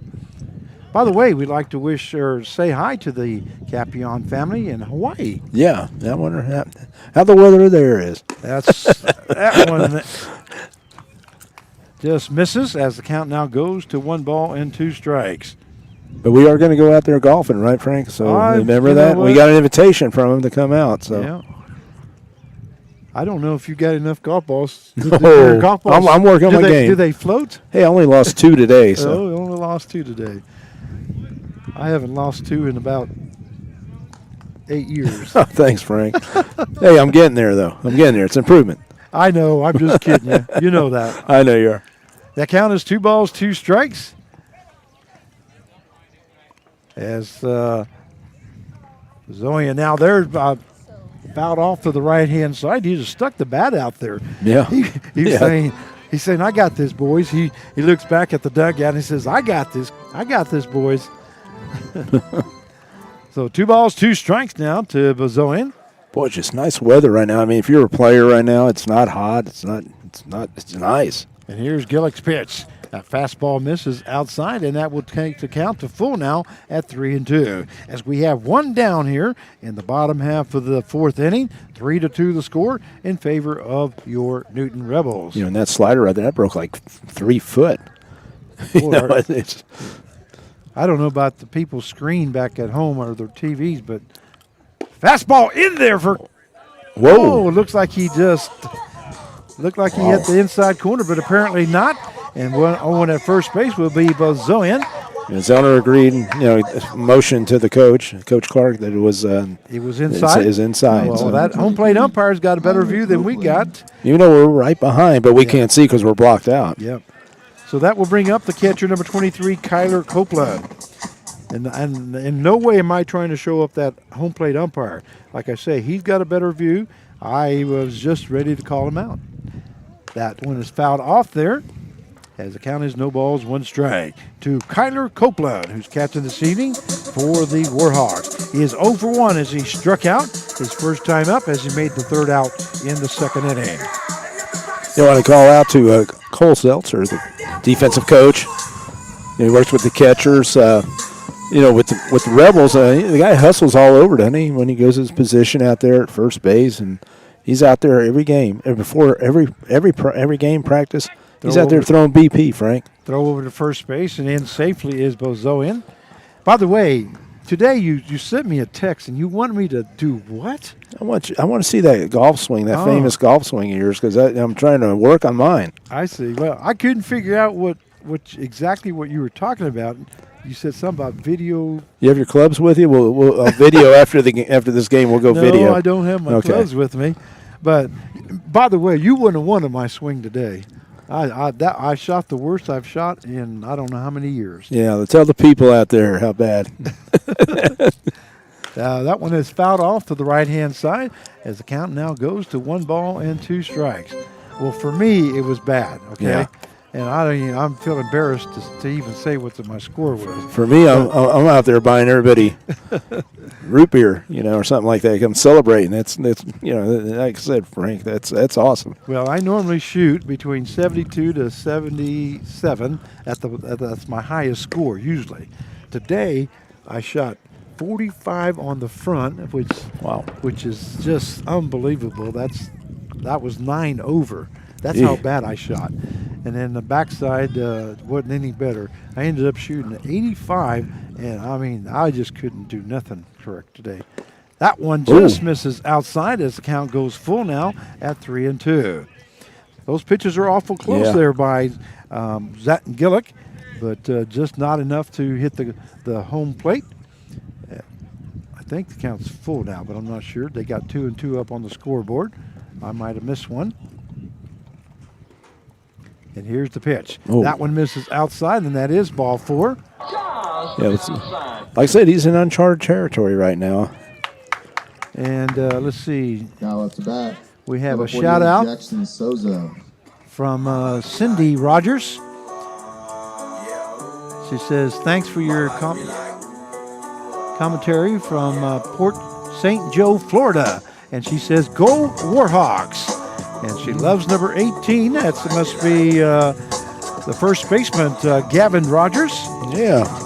Well, we welcome you to the broadcast, Cindy. We hope you enjoy the broadcast. And also Stephanie Capion. Because finally we can chat. Always welcome to come with your clubs. We love to play tour guides. Well, Stephanie, I hope your husband plays golf because we may just show up. Yeah, we might show up. You never know.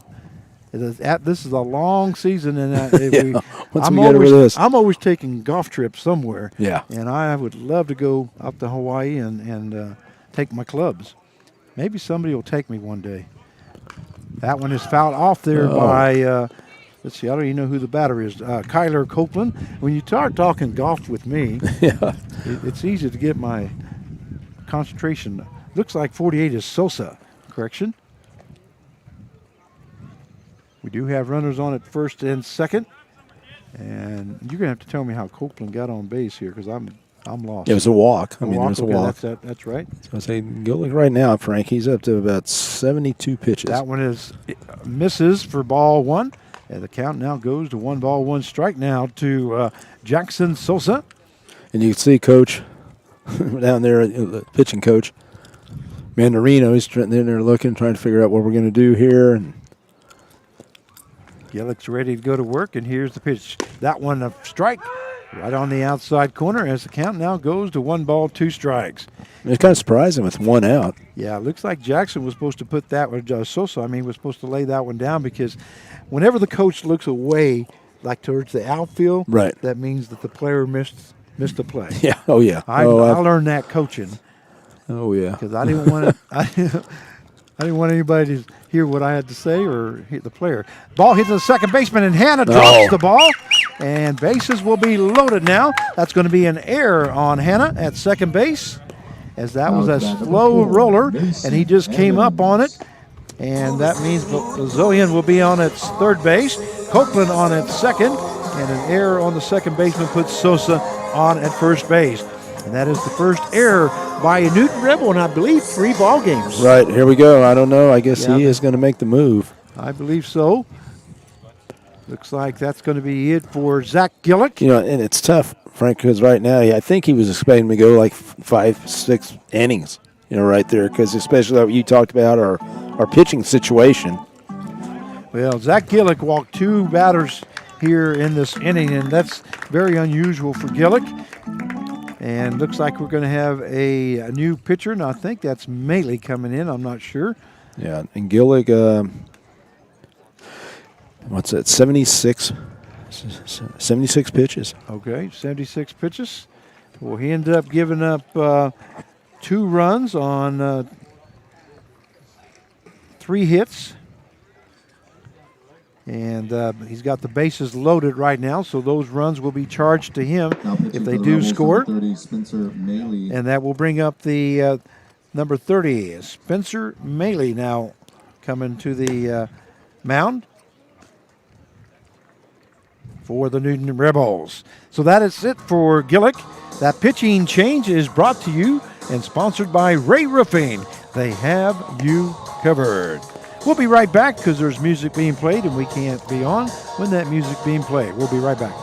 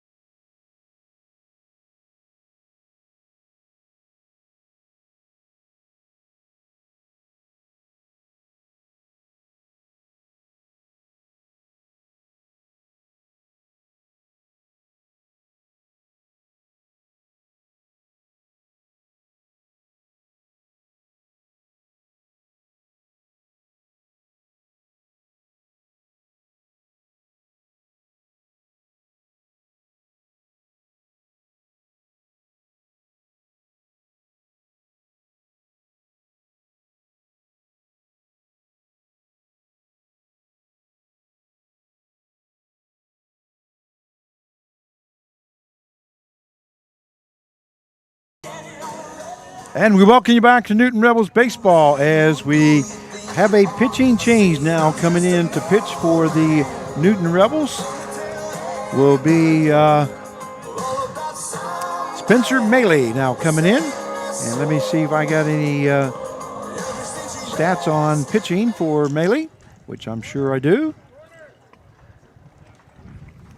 Maley has appeared in 11 ball games, has started one, has gone 22 and 1/3 innings, has given up 28 hits, 21 runs, 16 earned runs, and 11 base on balls and 18 strikeouts.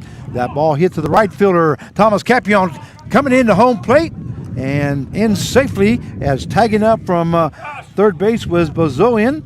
So another run will score. That now takes the score to 3 apiece. And that's a sacrifice fly there by Hammond. You know, that was just a good job of Maley coming in first pitch, just throwing it in there and swinging, and good sacrifice fly, good catch there because Capian had to go to his left to get that square around. He made a good accurate throw to the cutoff, but he was already in there. So we have 2 down now, and runners on at first and third now, with the scores tied up at 3 apiece. So there goes the W for Zach Gillick. He will not get that W. That fastball in there by Maley, and the umpire calls timeout. So no pitch. We do have runners on at first and third with 2 down. Yeah, so I mean, it's like right. The last couple of innings, the Warhawks have had runners on. They've had opportunities to blow this open. Here's the pitch there by Maley, misses high and outside for ball 1.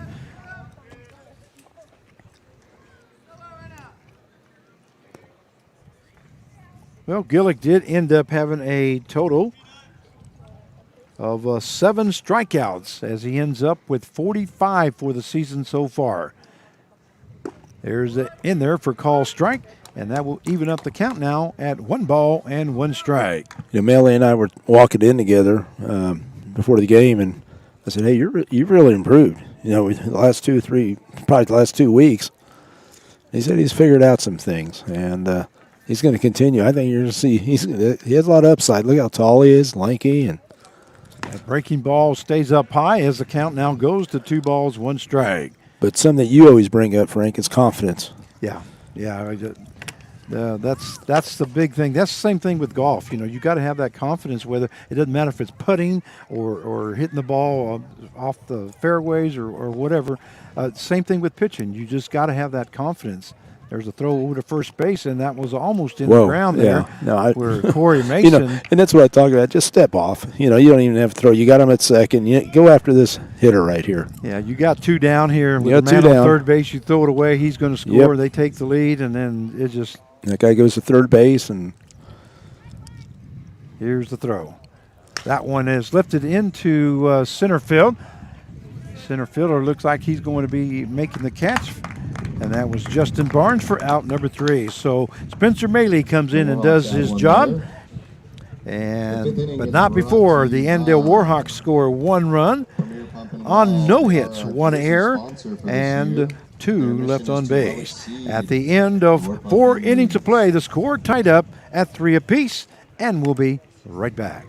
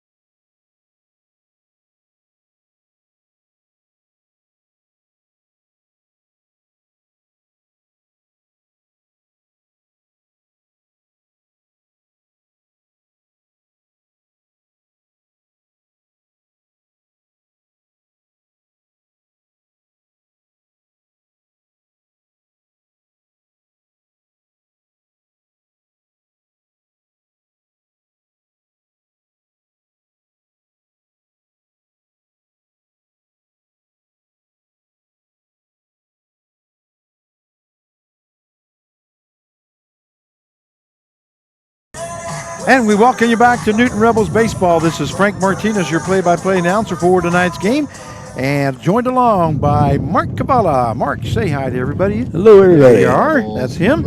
And we go to the top half of the fifth inning for the Newton Rebels, and due up for the Newton Rebels will be the shortstop, number 1, Andrew Brotman. Brotman is 1 for 2 here tonight as he struck out the first time up in the first inning and got a base hit in the third inning. First pitch is in there for call strike 1 as we are in the top half of the fifth inning. No balls, 1 strike now to Brotman. Score tied up at 3 apiece. It's getting a little dark here out there on the field, and there comes the lights as I speak. That one is fouled off there by Brotman, and the count will now go to no balls and 2 strikes. You know, I was going to say, I'd like to see the Rebels. You know, I've had, I think, 7 fly balls out of the 12 outs. You know, and I know what's going on. You know, they want to lift the ball and all this, but use that field. Keep using the field, get base runners. And well, so far the Rebels are 2 for 4 on getting their first runner on base. Right. As they got a base runner on in the second, and then also in the third inning. I mean, good line. Yep. Just, you know, he hit it, just foul. A hard hit ball there by Brotman, and the count will stay now at no balls, 2 strikes as he hit that one hard but foul.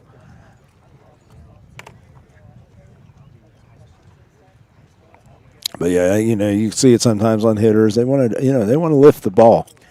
By the way, we need to make sure that we tell everybody about tomorrow night. There's something special going on. That one is fouled off there by Brotman, and the count stays no balls, 2 strikes. You want to let us know about that? It's Carl Hodge. We still have. We still want people to show up. Any ex-Rebel, could be a host family, could be a staff member that worked there through the years. I mean, it's been 21 years now. The Carl Hodges started this, and it's Carl Hodges and family and like I said, and friends or whatever, you know, come on out. It's be there around 6, and we start the game at 7. Breaking ball, that one is fouled off, and looks like the catcher's going to get under it. He's going to make the catch for out number 1. So yeah, I don't know if Andrew knew what was going on. He thought it was behind, I think. Number 7, Justin He couldn't locate the ball. He couldn't. He just put his hands up like he didn't know where it was at, but you still got to hustle. All right, that's going to bring up the center fielder, number 7, Justin Barnes. The ball was caught no matter what by the catcher. So we got 1 down now, and that will, once again, Barnes is up there. He got a home run in the first inning, and then he reached on a fielder's choice in the third inning as they forced out Brotman at second base on a 5-4 putout. And here's the pitch by Blessing. And that first pitch misses low and outside for ball 1. You know, and Barnes is very talented. I mean, look at how many positions that he's played this summer. Yeah. And he plays them all well. Played third base, second base, outfield, both left and center. I think second. I think he played second one game. And here's the pitch by Blessing. That one hit hard right over Coach Clark's head as he ducks out of the way. We'll have to ask Barnes if he could pitch. And might find out. Count is 1 ball. We may have to find out. With Gillick now out of the ball game, we may need an inning or so from somebody. So 1 ball, 1 strike now to Justin Barnes. And Nick Blessing ready to go to work. That one is fouled off there by Barnes as the count now goes to 1 ball, 2 strikes. Yeah, I was impressed the other day with the inning of Nolan Riley pitching. He came in 1 inning, 12 pitches, a strikeout. Did a good job there for the Rebels. Oh, no, it's like they're having a good time at the plate there. I don't know. Exactly what I was going to just get ready to comment on. It's good to see that these kids are having fun. Well, they know each other. That's what I said. A lot of these guys know each other. You can obviously tell. I saw them in the break. Pitching change guys were like they were beating each other up, you know, just having fun. Here's the pitch. Breaking ball, that stays up high, and that will even up the count now at 2 balls and 2 strikes. I feel a lot different than when I grew up. I mean, I don't remember as friendly, I guess you could say. But I guess maybe summer ball. And here's the pitch by Blessings. That one is fouled off once again over by head coach Brett Clark. He just kind of does a little bobble dance as he gets out of the way. Okay, they got, it's about 70, Trying to see how many pitches he's thrown. Blessing. So 2-2 now the count to Justin Barnes here in the top half of the fifth inning. Score tied up at 3 apiece. If you're just now joining us, there's a ball lifted to the third baseman. Third baseman will make the catch for out number 2. So we have 2 down now. Number 3, Corey Mason. And we'll bring up the first baseman, number 3, Corey Mason. Yeah, he's throwing 72 pitches. 72 pitches by Nick Blessing. Did a really good job here so far for the Warhawks. Especially with the inning where, you look at it, it was the third inning, had bases loaded. Corey Mason, pitch to Corey Mason misses for ball 1. As the count is 1 ball, no strikes. Mason is 1 for 2 here tonight. He grounded out to the first baseman his first time up as he made the second out, and then he got a base hit in the third inning and was left stranded at third base. That one into the ground and low for ball 2. And you look at the scoreboard, it's like for us it's 1-1-1-0, and for them it's 0-1-1-1. 3 runs, 6 hits, 1 error, 3. But it was just 1-1-1, 1-1-1. No crooked numbers, Frank. No crooked numbers. There's the pitch, and that one hit to the first base side, and that's going to be foul as the count now goes to 2 balls and 1 strike. What a beautiful evening here in Andale, Kansas. Sun going down, yeah.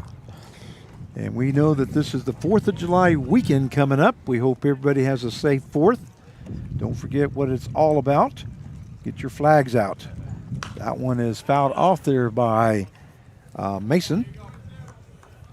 As the count goes now to 2 balls and 2 strikes. I was just thinking, Frank, people across the country, you got them Hawaii, you got them all over, and wondering what Kansas is like, and this is, to me, this is like the reputation that Kansas has, just out of country. Just off there by Mason. Hanging tough is Corey Mason.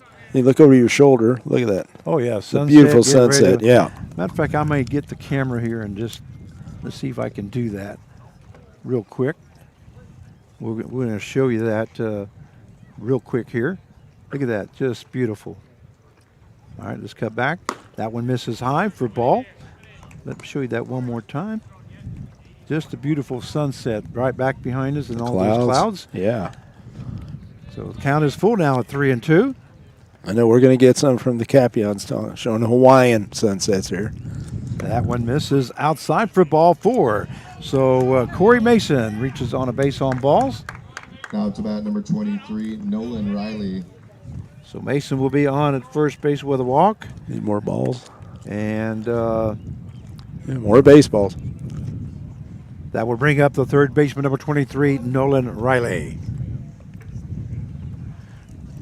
If you have a sunset in your area that you'd like to share with us. That's right. I'm not sure if you can post those pictures or not. I know you can do comments. But we would like for you to make a comment. Let us know how you're enjoying the broadcast or who you're rooting for. Give us the name of your player, or if you're a grandparent, let us know. That one in there for call strike. And the batter is Nolan Riley. That's the thing about Nolan Riley. He could take that strike. He's one of those guys who could take it, and he'll still have a good at-bat. A lot of guys, oh, man, I missed it.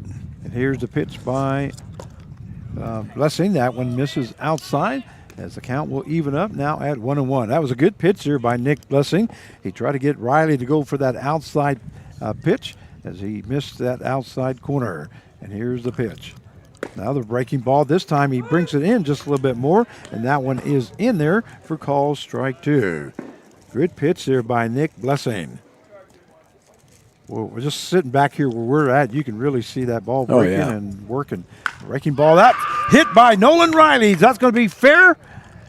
That is a 2-run home run by Nolan Riley. What a great hit there by Riley as he just kept his hands back and drill that over the left fielder. For the score now is 5-3 and 2 RBIs by Nolan Riley on that home run, and that is the second home run recorded.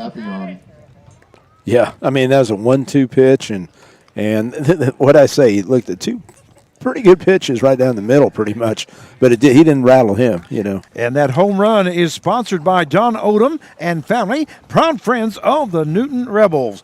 5-3 now the score in favor of your Rebels as Nolan Riley hits a 2-run home run here in the top half of the 5th inning. That brings up the right fielder number 8, Thomas Capion. You know, never got a cricket number, Frank. Just thinking that. Oh no! All those ones. Oh no! I'm starting to think like you, or you're starting to think like me. I don't know. You're catching on. We've been around each other for a while now. Count is 2 balls, no strikes, as we still have 2 down.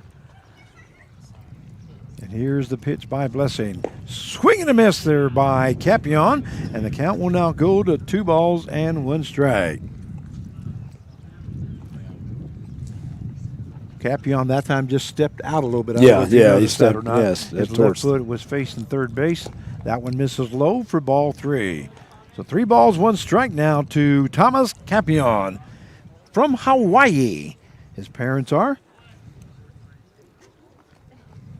And here's the pitch. That one low for ball 4. And it's good patience. Hustling down to first base is Thomas Capion, and that will bring up the left fielder, number 20, Aiden Corrigan. And I think it's the kind of game. I mean, I must be honest, Frank, because you don't know about the pitching situation, how they're going to put it together. You got to keep scoring. The offense got to keep scoring. Well, not only that home run, but I forgot to announce the play at the plate. Those plays at the plate are sponsored by the Colonel Tim Mahler family in honor of the Kansas National Guard. Your home team, always ready, always there. All right. Hey, Frank, I got something to ask you about. Yes, sir. We got to start thinking about, at the end of the year, people know we give the Carl Hodges MVP award. Yep. Yeah, I've been thinking about it already. That one in there for call strike, as we do have a runner on at first base as Capion just reached on a base on balls. 2 down, 5-3 the score here in the top half of the 5th inning. And the count is no balls, 1 strike now to Aiden Corrigan. That one hit to the shortstop. Shortstop's going to come in and force out at second base. Just barely gets him for the force out. And that is a 6-4 put out for the 3rd out. Yeah, the second baseman was playing more in the hole because he's a left-handed hitter. And, all of a sudden the shortstop gets the flip, and the second baseman wasn't there. He had to hustle over there, but he barely beat hustling Capion. So the top half of the 5th inning for the Newton Rebels, they scored 2 runs on 1 hit, no errors, and 1 left on base. And we'll be right back.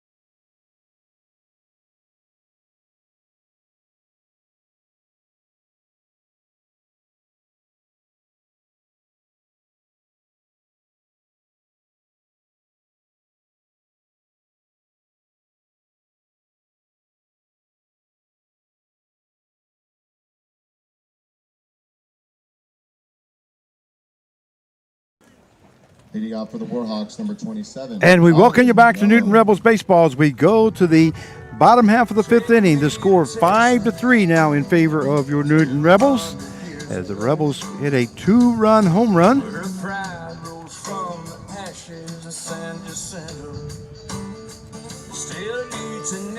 Let me make sure I got everything right here. 5 runs, 7 hits, 1 error for Newton. 3 runs on 3 hits and no errors for Andell. All right, we're ready to go to work. Maylee ready to go to work. First pitch is lifted to the first baseman, Corey Mason. Mason gets under it, makes the catch, for out number 1. Out to bat, number 18. 1 pitch, 1 out. Gavin That's exactly the Rogers. way we like it. Yes, we do. Like I said, I challenged the pitchers on that. I said, let's see if anybody get it in four pitches. By the way, that batter was Colin Young. Now coming up is first baseman number 18, Gavin Rogers.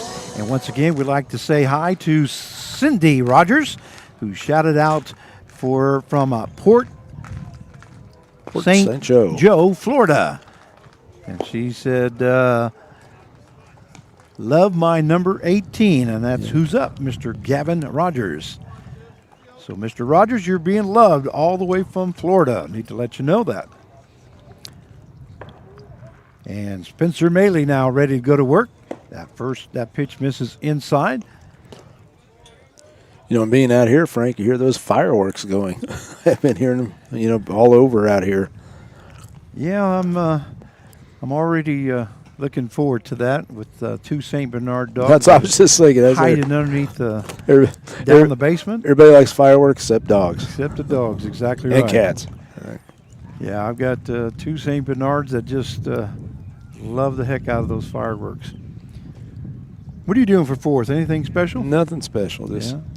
Well, we have a big old block party in our neighborhood. That one misses for ball 4, so there'll be a runner on at first base now with the 1 down as Rogers records a base on balls, and that will bring up the designated hitter number 2, Matt Christian. Yeah, I remember last year I went up there, went over to your house and up and down the street, right, red, white, and blue, and it's so neat. It's so neat, Americana right there. Everybody puts their flags out. Everybody celebrates and food and everything else. I came home from a Rebel game one night, and they were already outside partying, and they called me over at 11:30 at night, and they said, "Hey, you're DJing for us, aren't you?" So I said, "Yeah, I'll get my DJ stuff out, a little DJ Frankie Fresh sign, and all my music that I put out." And what's great is nobody complains. You don't have neighbors that complain because that's. So we'll be doing that on Sunday evening. Here's the pitch there by Maley. That one hits that outside corner as the count goes to 1 ball, 1 strike. We have Gavin Rogers on at first base as he just reached on a walk. We do ask that all of you have an enjoyable 4th of July and a safe one. And here's the pitch by Maley. That one misses outside as the count now goes to 2 balls, 1 strike. And I got the honor today. I told you I played golf today. And I got the honor today to play with a veteran from Vietnam. And awesome. I didn't realize it until afterwards. I took him to his car to put his clubs up, and I noticed he had a tag. There's a swing and a miss there by Christian as the count will even up now at 2 balls and 2 strikes. Yeah, that's definitely you want to sit there and thank all those guys out there that fought for our country and still are fighting for our country. And so, like I said, the 4th, I always felt like it unites the United States, the people of the United States. There's a pitch that's fouled off there. And Come looks back. like Corey Mason is going to be able to get under it, makes the catch for out number 2. So that's the second put out there by Corey Mason at first base here this inning as we have 2 down now. And that will bring up the shortstop number 15, Jacob Woods. Well, I just thought being the 4th of July, it was just such an honor to end up playing with him. And and I made sure that I thanked him for his service. And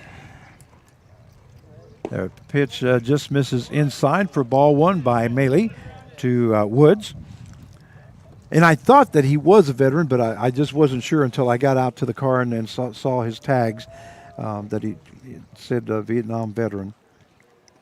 Here's the pitch now by Maley. That one is fouled off there by Woods, as that will even up the count now at 1 ball, 1 strike. Everybody clap your hands. Then I think downtown Wichita at the Riverfront Stadium, they're going to have a big firecracker show, fireworks show. Yeah, and Jan Hansen says beautiful sunset. And I'm going to have to show you that sunset again. Oh, it is beautiful. There it is. Just a beautiful sunset there. So I wanted to share that with you. I'm going to take a picture of my camera. So There you go. The ball field. Here's the pitch by Maley. A swing and a miss there by Woods as he goes. Oh, that's strike 2. I'm sorry. I thought I already had 2 strikes there. As the count goes to 1 ball, 2 strikes. I need to pay attention, I guess. I'm excited about the sunset. Yeah, it is beautiful sunset. 2-2 now the count. And here's the pitch by Maley. That one misses outside as that one hung up. And the count will go full now at 3-2. We have Rogers on at first base with 2 down here in the bottom half of the 5th inning. 5-3 is the score in favor of your Newton Rebels. He'll be going now with two outs, 3-2 count. Yes, Mr. Rogers will be taking off. There's the pitch. That one is lifted into center field. Barnes backing up, makes the catch for out number 3. So an F3 in the books if you're scoring at home with us. The bottom half of the 5th inning for the Warhawks. They scored no runs on no hits, no errors, and 1 left on base. At the end of 5 innings of play, the Newton Rebels 5 and the Andale Warhawks 3. And we'll be right back.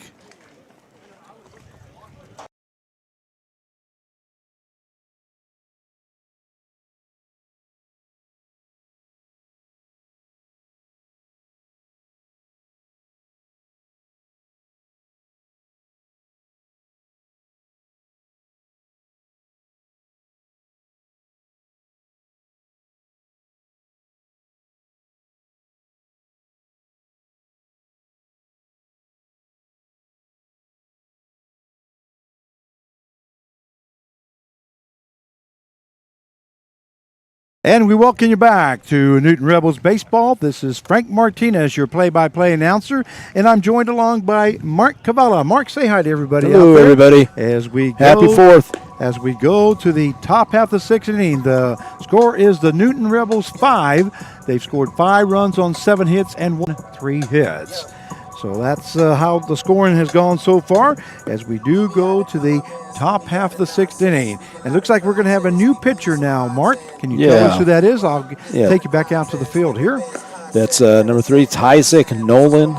He's actually from Wichita, Kansas. Like 185 pounds.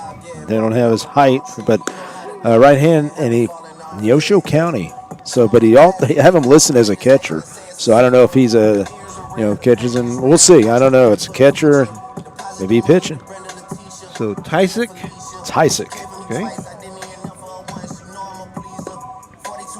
So we'll have to do some research, get a little more, on the schools and what years and all that. But so we're going to the top half of the 6th inning. Due up for the Newton Rebels will be the designated hitter, number 51, Bryce Nittler, and Tyzik Nolan now coming up to the mound.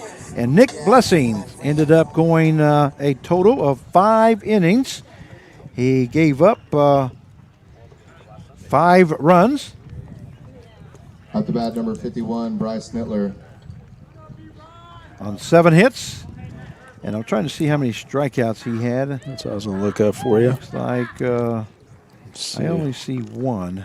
Yeah, that's what I have now. Okay, here. only 1 strikeout. He did give up 2 home runs here this evening to the Newton Rebels. So due up now for the Newton Rebels will be Bryce Nittler. In the first pitch, misses for a ball 1. His count is 1 ball, no strikes here in the top half of the 6th inning. We hope you're enjoying the broadcast.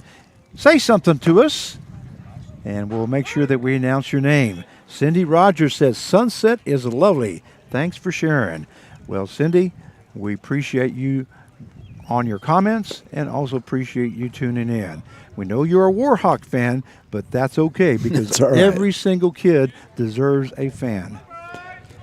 So the count goes to 2 balls, 1 strike. That's what we do this broadcast for, by the way.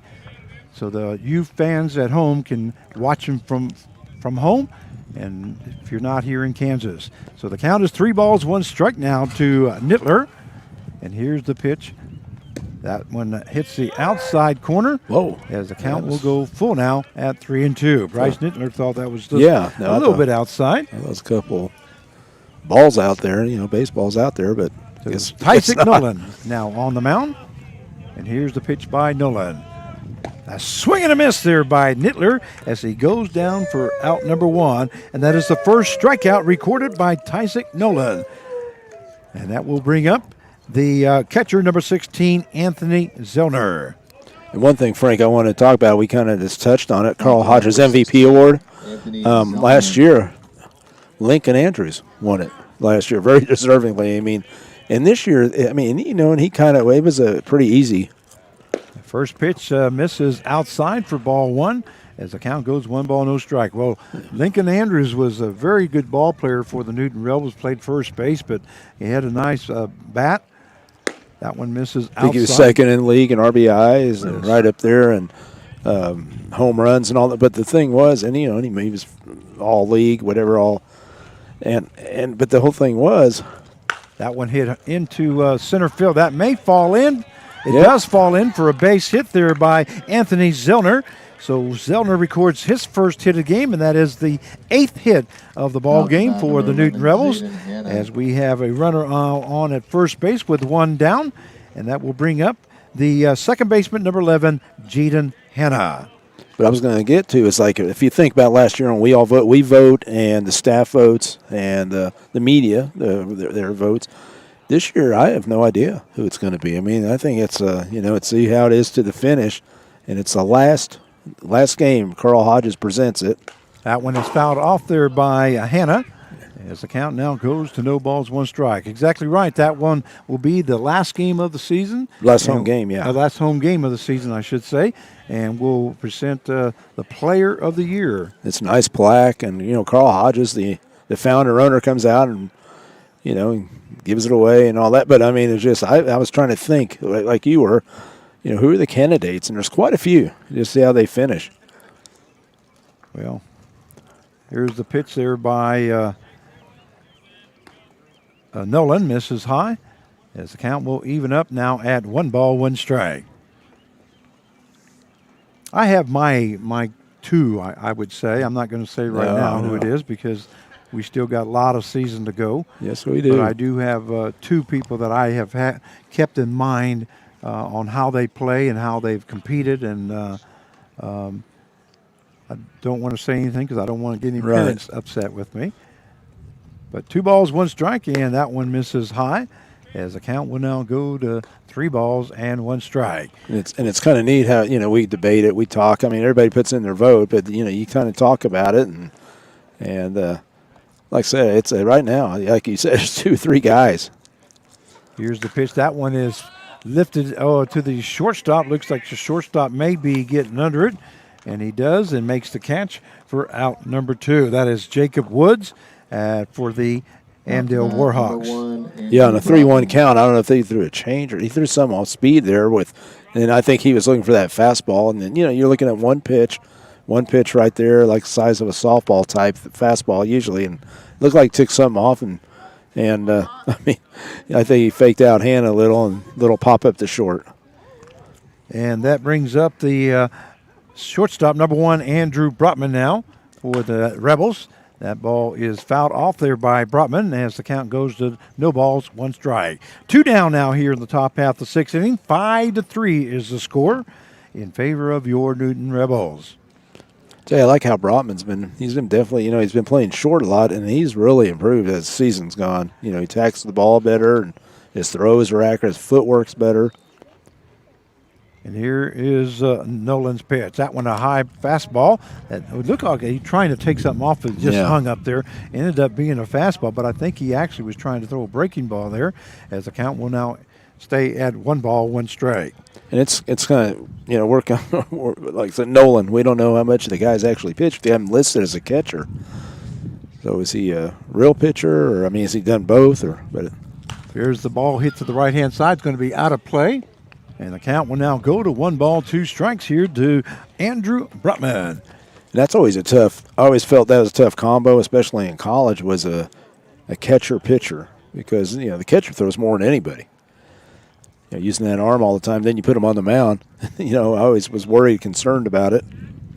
So 1 ball, 2 strikes now to Brutman. And Tysick Nolan now ready to go. Here's the pitch. That one lifted to the right-hand side. Down the It's right along the fence area, and it's going to be foul. Count stays at 1-2. Yeah, Young showing some good hustle there, too. Well, Anthony Zellner was already rounded second base and headed to third, and Brotman was standing at home plate still. But that was a foul ball he knew was going to be out of play. It's almost over the fence right there. Of course, Zellner could not see the ball, but that's a good hustle there by Zellner. And here's the pitch, a 1-2. That one is fouled off there by Brotman. Brotman hanging tough here for the Newton Rebels. He's definitely battling, isn't he? He is battling. That's all you ask from a kid, Yep. you know. Just give us your effort there. Give us your best effort, and we're not going to win all the battles, but as long as we fight hard, that's all we can ask for. You know, in 60, 70% of the time, hitters are going to have 2 strikes on them, so you got to learn how to hit with 2 strikes. And here's the pitch. That one is a swing and a miss there by Brotman as he does go down swinging for out number 3. And that is the second strikeout recorded by Tysick Nolan. And the top half of the 6th inning for the Rebels. They scored no runs on 1 hit, no errors, and 1 left on base. At the end of 5 1/2, it is the Newton Rebels 5 and the Annandale Warhawks 3. And we'll be right back.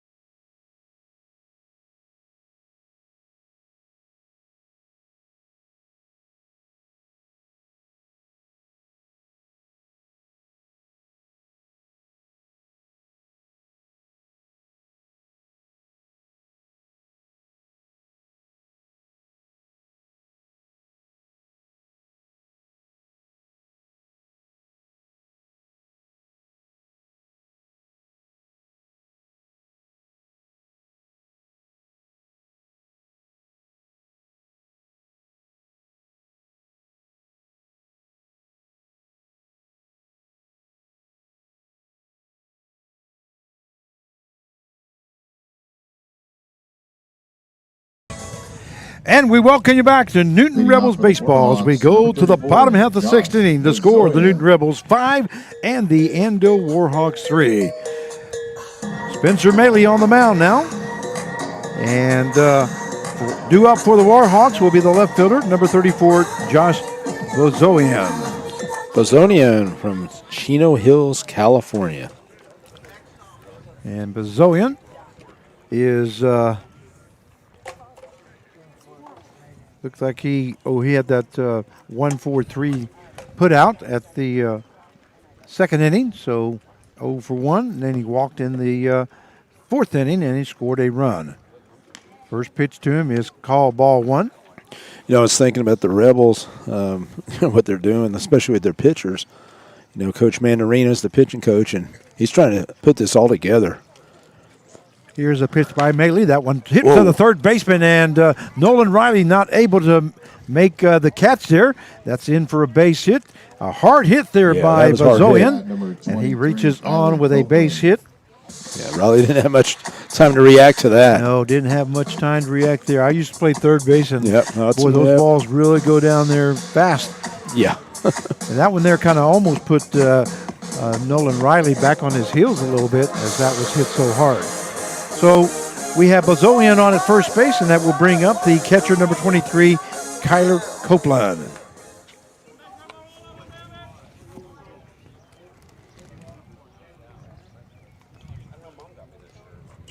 Here's the pitch by Maley. That one is fouled off to the right-hand side as the count now goes to no balls, 1 strike. Runner on at first base, no out here in the bottom half of the 6th inning. 5-3 the score. Coach Seltzer looking, even after going after foul balls, the guy just does everything.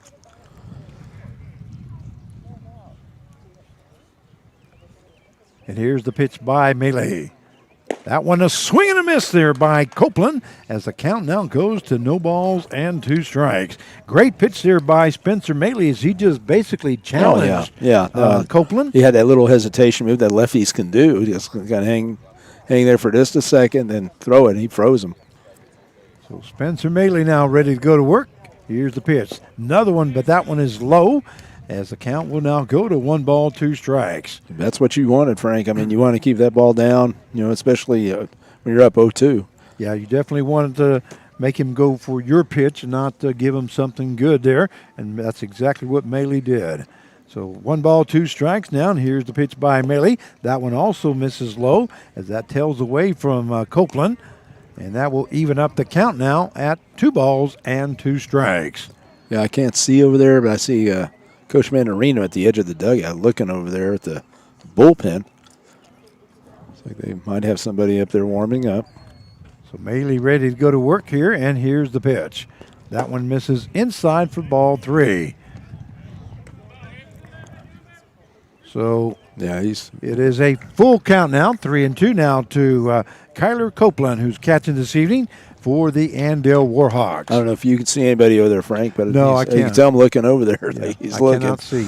So hopefully, Spencer can get out of this right here. Just a ground ball, maybe. That pitch is outside, so there'll be runners now on at first and second as Bozonian reached on a base hit, and he moves to second base. Copeland reaches on a base on balls. And that will bring up the second baseman, number 48, Jackson Sosa. Yeah, that's it, well, with no outs, we know what's going to happen here. And here comes the pitching coach now for the Newton Rebels. Yeah, Coach Mandarino right now just trying to, settle them down. Like I said, we're blocked out, so we don't know if they got somebody. I think they do because they keep looking over there. I'm sure that they probably do. But, it's situation. It's a crucial part of the game right now, 2 runs. You got a 2-run lead, and like you were talking about, they're probably going to play bunt, try to get them over. And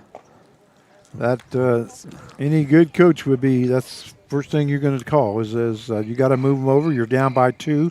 You need to get them in scoring position. So if you got a good bunter, and last time Sosa reached on a error by Hanna at second base, and then he did get a base hit in the 3rd inning and scored a run. So sometimes in this situation, I would do when I was coaching, in college or anything, like especially this, you have the pitcher just walk 2 guys. Maybe he'll walk 3, so you have to take a strike at least, and then you can put a bunt down or something. Exactly. Yep. That one in there misses for ball 1. As that tailed away from Sosa, a right-handed batter, and Corey Mason was coming in from first base. Also at the on the grass area is third baseman Nolan Riley. So the count is 1 ball, no strikes now to Sosa. And Spencer Maley now ready to go to work. And there goes Sosa, squares around, and that one is low for ball 2. Because now he's throwing so many balls in a row right now, so it's kind of a situation to make him throw a strike. Yeah, Maley needs to throw, just throw to the glove. If he bunts, he bunts. Yep. We got guys in position. But we can't bunt. We cannot get an effort when they're not across the plate. There it is. That one in there for call strike as Sosa was a little upset that he not laid that one down. And you and I have talked about it before about the lost art of bunting. I mean, it's guys struggle with it, and I don't understand it. I mean, because I think you just got to practice it. Well, I always found out if a batter was having a bad time getting the bat on the ball to get a base hit, the best way to get him out of that would be to bunt. Right, Because right. he's seeing the ball all the way to the bat. That count in that one in there for call strike as the count now goes even at 2 balls and 2 strikes. And those were 2 bunt attempts that he wasn't even close to No, he touching wasn't right there. anywhere So close to it. You could tell that he's not practiced that very much. And I'm not putting the kid down. I'm just No, letting you know that's- what we're seeing. that's what I see in college baseball and collegiately anymore. Is that So Spencer Maley now ready to go on the 2-2 count. Here's the pitch. That one hit to the third baseman. Nolan Riley will tag the runner at third base, and then a double play there by the Riley. Newton Rebels. A great job there by Nolan Riley as he waited for the runner Bozoian, and he tagged him out. So it is unassisted at third Yeah, base, that was and huge. he goes 5-3 for the double play. That double play is sponsored by the team of Pate and Paul, the attorneys at law, working for you. So now we have Copeland is on at second base, and that brings up the third baseman, number 4, Mason Hammond. You know, and Bozoian right there, he was trying to get out of the tag, but it's not, he probably should have stopped and just backed up. You know, make Riley have to go tag the bag, and then maybe the guy at first would have been safe. Yeah. There's a swing and a miss there by Hammonds, and a great pitch there by Spencer Maley as he just fired a strike on the outside corner, and the count goes to 0 balls, 1 strike. We do have 1 runner on base at second base with 2 down now here in the bottom half of the 6th inning. And Spencer Maley, that one just misses inside as the count will go now to 1 ball, 1 strike. And Frank, this is the thing as a coach that used to drive me nuts is execution. And, Yeah. you know, I was telling the team, I said, if you can execute 80%, you know, you got pretty much a winning team. Well, that right there is what I was talking about. When you can't lay down a bunt, Yeah. then you hurt the team. Then what happened? You know, it turned exactly into a right. double play. That one misses inside for ball 2. So the count goes 2 balls, 1 strike now to Mason Hammonds. And so, and here's the situation. Okay, if I'm having trouble bunting, have somebody just have a coach throw you, you know, get out here early and just throw hard at you, you know, throw bunts. But just get bunts down, work on it. And all of a sudden your confidence level is going to come up. Well, it's just like in golf. Excuse me just a second. There's a swing and a miss there by Hammonds. But I always played a flop shot, okay? Right. And one guy that used to play with me, he would always get mad because I would always try to play at least 1 flop shot every round. And the thing about it is, because now when it's time for the flop shot, now I've got the confidence to do it. Right. Oh, yeah. And the same thing with bunting. It's just you got to have a lot of confidence and know how to do it, and then just get out there and do it. You Right. know, it becomes second nature to you. That's a full count now. As the count goes right 3-2. now. Spencer Maley has to go after this guy because he's the 9-hole. If you get him out right here, and then you face the top of the lineup next inning. Yeah, exactly right. What you're talking about there, Carv. Sorry that we bring golf a lot. No, but as you can tell, we're golfers. There's a lot of golfers out Yeah. there. Here's the pitch. There goes the runner to the third base. The ball hit right back up the middle, and that's going to be in for a base hit. And a great job there by Mason Hammonds as he records his first hit of the game and an RBI. Scoring from second base was Kyler Copeland. The score now 5-4, and that is the 5th hit of the ball game for the Andale Warhawks. And that will bring up the center fielder number 16, Matt Gitzman. Does this seem like a long game? It seems like it's kind of been long. It's only, we are in 6th. Almost 6, but Well, it is 9 o'clock. So yeah, 9. But just 2 hours old. Right. So I guess maybe you're right. 5-4 now the score. There's the pitch there by Maley, and he misses high for ball 1. As the count goes 1 ball, no strike now to Matt Gitzman. Gitzman is 1 for 3 here tonight as he struck out in the first inning. Got a base hit in the third, was left stranded at second, and then flew out the center field. And Maley now ready to go to work, and that one misses low as the count now goes to 2 balls, 1 strike.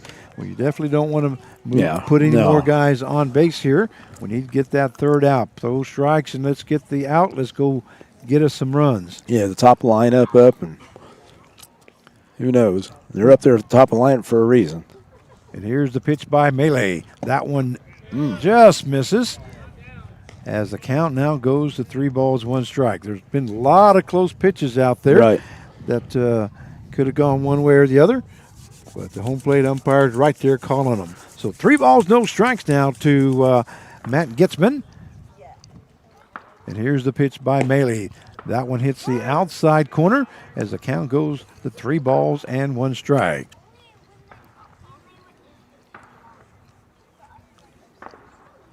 Yes, mainly right now, 19 strikes, 24 balls. So Spencer Maley now with the 3-1 count.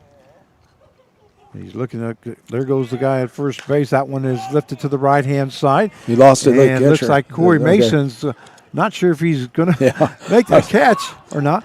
And he calls him safe now. He says he dropped the ball, but now here comes Coach Brett Clark. He said he was, it looked like Corey Mason was just getting ready to toss the ball. He caught the ball and then just was putting the ball in his hand.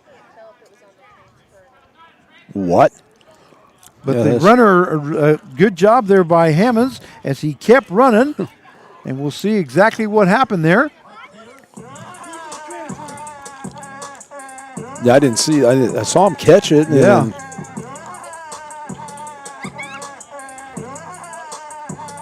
He's trying to say it was a continuation on his. He brought it down. And well, Corey Mason is indicating that, hey, I was just getting ready to toss the ball, and then the ball fell out of my hands. But that's what I thought. But, of course. Well, come on. It's. Nowhere does it say that you have to. No. Well, I guess, what I would do, you got to bring the home plate into this, home plate umpire. Well, Brett Clark is doing the right thing there, talking to that umpire, that called him safe. Well, he's asking, what did you see? Yeah. What did you see right there? And he's telling him, he caught it, and then when he came down, there was no hesitation or whatever. He just kind of dropped it. And so, and Brett's listening to his explanation, but, I'd go, you go talk to the home plate and say,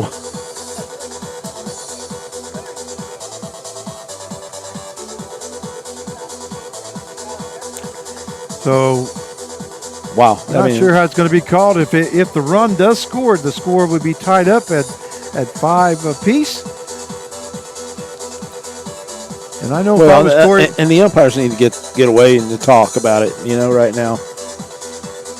Well, Brett needs to ask the umpire to have the home plate umpire see what he saw. Yeah, what'd you see? And then if both agree on it, well then that's it. Well, because the guy in the field's not going to change his mind. So they need to talk about it right here. See, that's what they're doing. Yeah.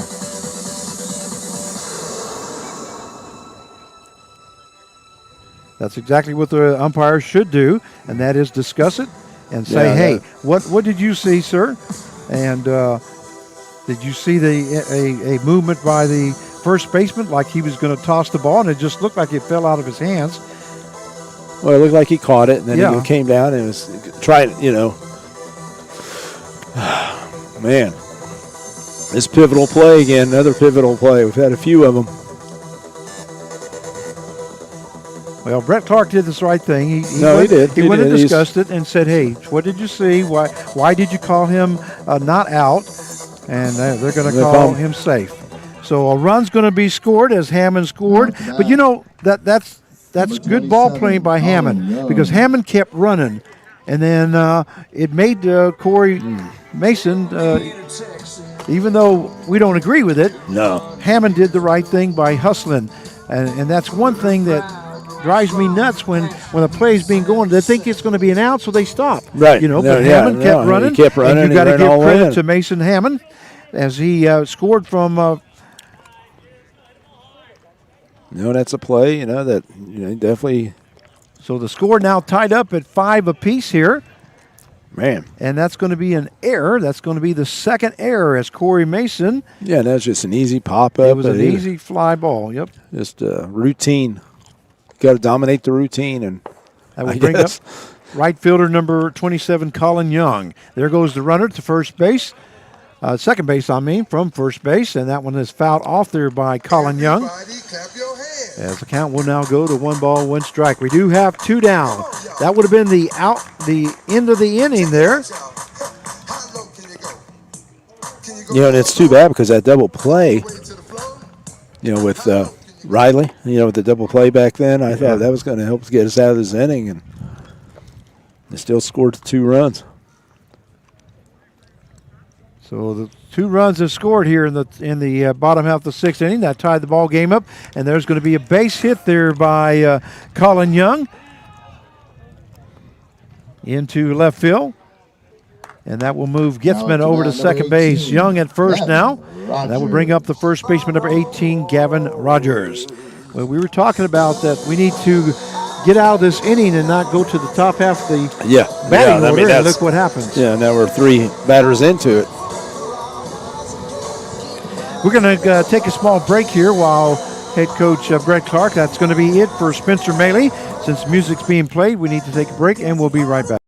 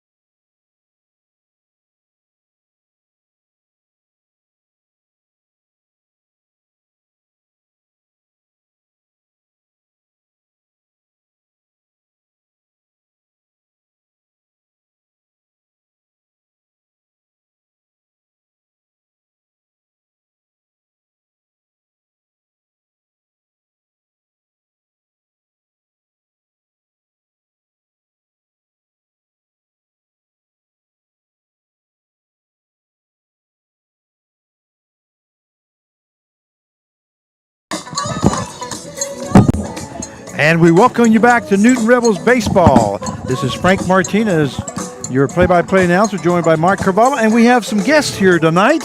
What's your name? Grant. Your name? Robert. Raylan. And are you all Warhawk fans? Yeah. Well, good for you. I wanted to put them support on your the air team. here. Support them. Want to put them on the air here and say hi to everybody. You Wave, are on wave. TV. You are on YouTube. All you do is go to YouTube, punch in Newton Rebels Baseball, and you'll see yourself, okay? All right, you can do that anytime. All right. All right, there we go. So we got some guests that just came on. Looks like we got a new pitcher now for the Newton Rebels. Coming in to pitch there is number 41. Judah Graham. Judith Graham now coming in. Judah from Fife, Washington, 6'1", 180, Skagit Valley College. Okay, so Judith Graham now coming on here in the bottom half of the 6th inning. Score tied up now at 5 apiece. Runners on at first and second with 2 down. And Judith Graham now ready to go to work. Maley is done for the evening. First pitch is in there for call, strike 1. Nice pitch there by Judith nice. Graham. So Maley hit like 22 strikes, 25 balls. okay. So he had 47 pitches. So the count is no balls, 1 strike now to Gavin Rogers, who's the batter for Andale. There's a fastball that misses high, as the count will go to 1 ball, 1 strike. Graham almost fell down that time, didn't he? On his delivery. Tripped over. I don't know. It's footing right there. Like I said, just don't overthrow like you always talk about.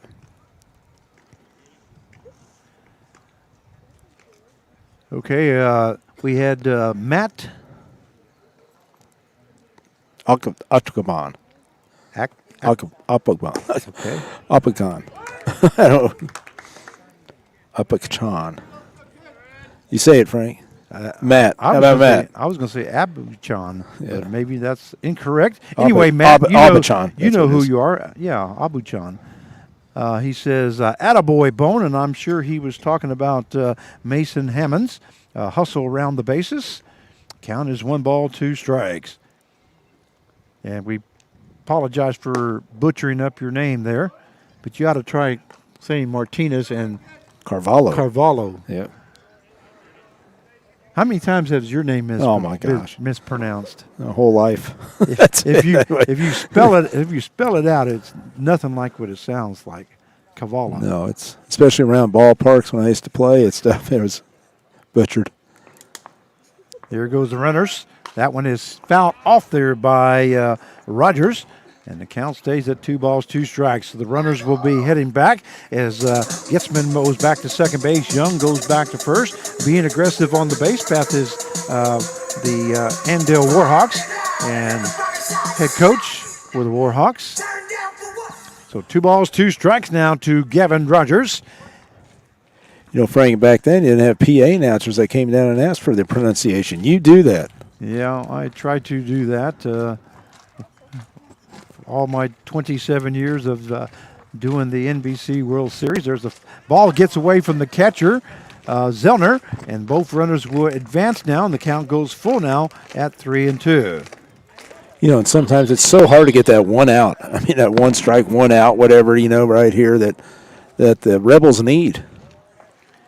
You know, it kind of just snowballs. Yeah. It just snowballs at the third out there with the Well, high ball. and I just think about that double play. I mean, Yeah. the double play would, definitely that Riley had it. Just think if you didn't have that in there, but you did have it, and you had an opportunity to get out of it.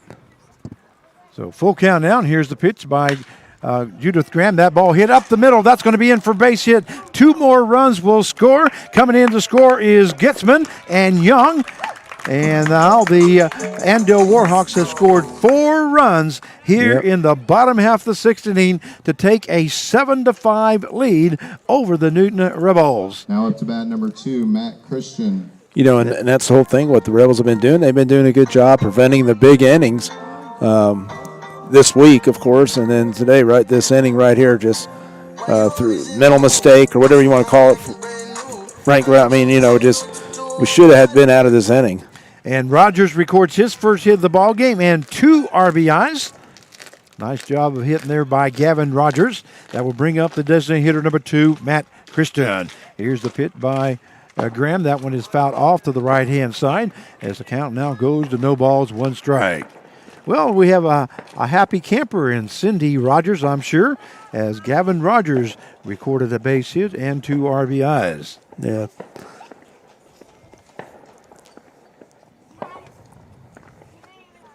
Like I said, the Warhawks, good hustle around the bases.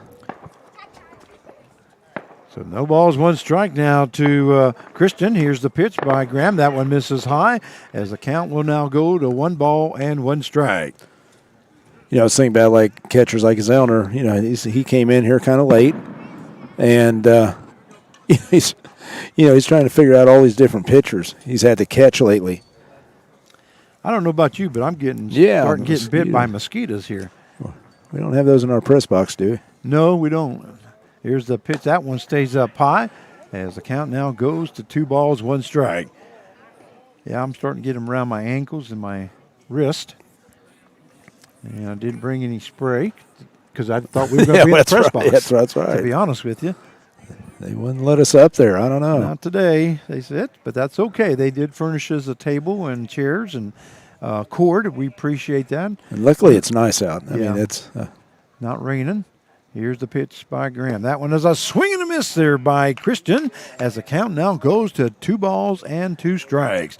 Good pitch there by Judith Graham. Yeah, I mean, the thing with Judah, I think, right now, is just he needs to be consistent with his delivery. I mean, it's just, You know what I mean? Like right there, everything looked good, but then, you know, a couple before he was falling off the mound and rushing. You know, just like we talk about, get your tempo. And here's the 2-2 pitch. That one a swing and a Right miss, there. and Christian goes down swinging, and Graham records his first strikeout of the ball game. But not before the Andale Warhawks. They score 4 runs And the Warhawks on have 4 hits, there. 1 Bottom error, of the 6th. This inning is brought and to you by 2 left on base. At Legacy the Bank, end Trust of Bank, 6 Century innings of 6, play, Legacy Bank, it is the 6, Andale Farmers Warhawks Farms, 7 surrounding and the areas. Newton Rebels 5, and we'll be right back.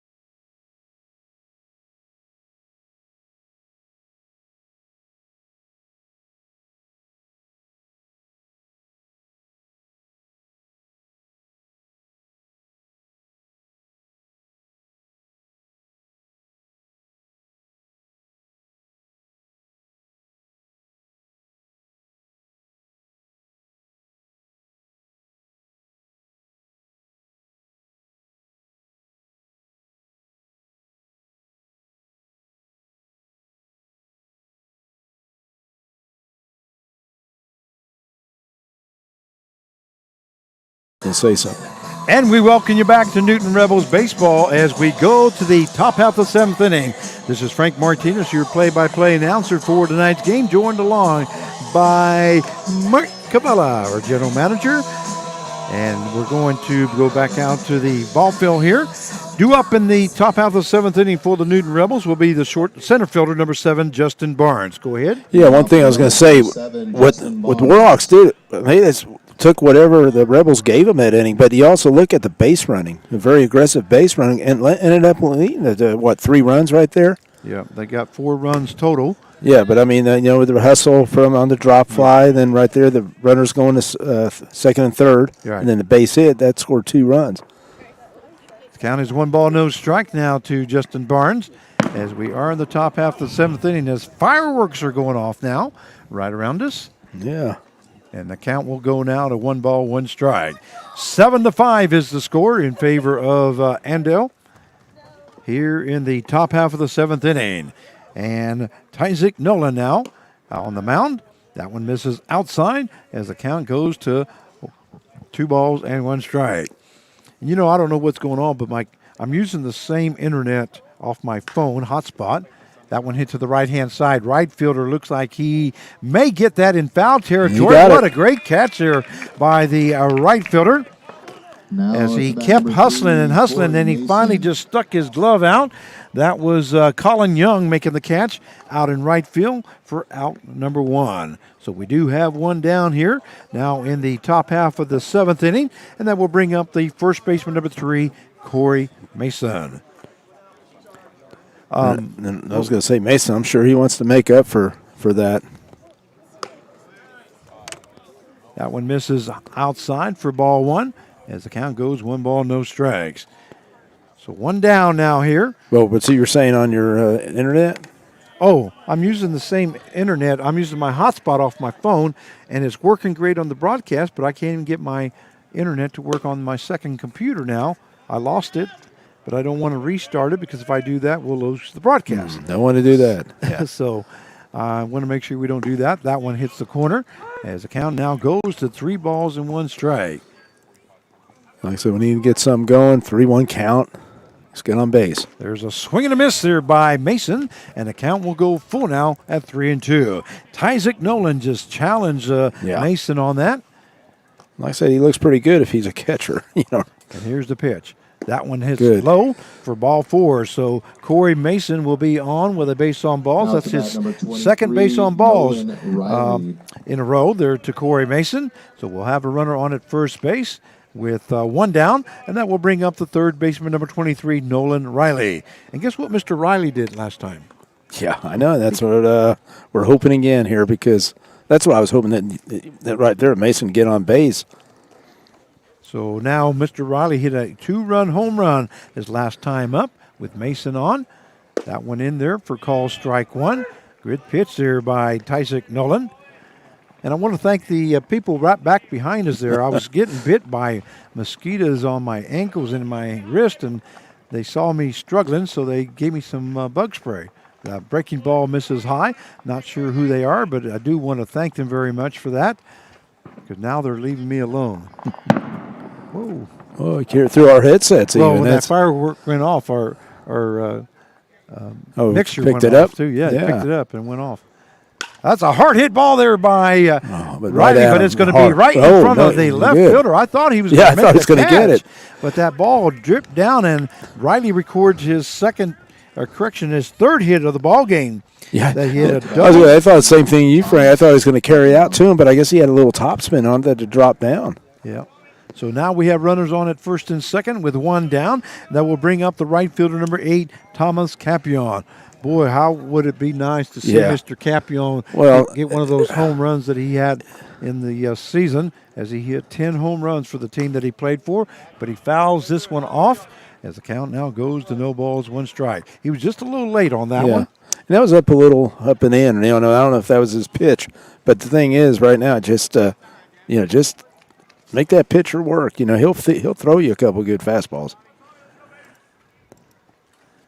That one misses inside for ball 1, as the count will go now 1 ball, 1 strike. Thompson, needs to use that experience. He's one of the experienced. We don't have a lot of experienced ball players on this team, and he's one of the few. And use that experience. He's been there many times. Here's the pitch now. That one hit hard there, There right you go. down the baseline. That's going to be fair. And coming around third base will be Corey Mason. And scoring and stopping at third base with Nolan Riley. There you go. And in with a double is Thomas Capion. That double is sponsored by Bat number 20. Cobra Enterprise, Store and Stuff, and Realty Connections. Also, that play at the plate is sponsored by Colonel Tim Marler family in honor of the Kansas National Guard. Your home team, always ready, always there. 7-6 now the score, as we have runners on at first and second. That is the 9th hit of the ball game. Correction, the 10th hit of the ball game for the Newton Rebels. Due up now is the left fielder, number 20, Aiden Corrigan. And he's a hot hitter. He's been doing, hitting ball pretty well the last couple games. With runners on at second and third and one down, that one lifted foul. And the count will now even up at 1 ball, 1 strike. And here's what we're talking about, Frank. Here we go. Here's coaching 101, whatever. The defense is playing back. The middle, look at that. They're playing back the middle D, the second baseman and shortstop. They're playing back almost in the outfield grass. So there's 1 out. Even if you roll over, you'll score a run. Tie this game up. That should be his number 1 priority. So here's the pitch on the 1-1 pitch. That one is fouled off there by Corrigan, as the count will now go to 1 ball, 2 strikes. And the home plate umpire once again needs some more baseballs. And this is one thing, we try to bring up the kids. It's like what the defense gives you. They're giving you that. Now, you got third baseman, it's even up, and you got even the first baseman's playing back. But if you just hit a little ground ball,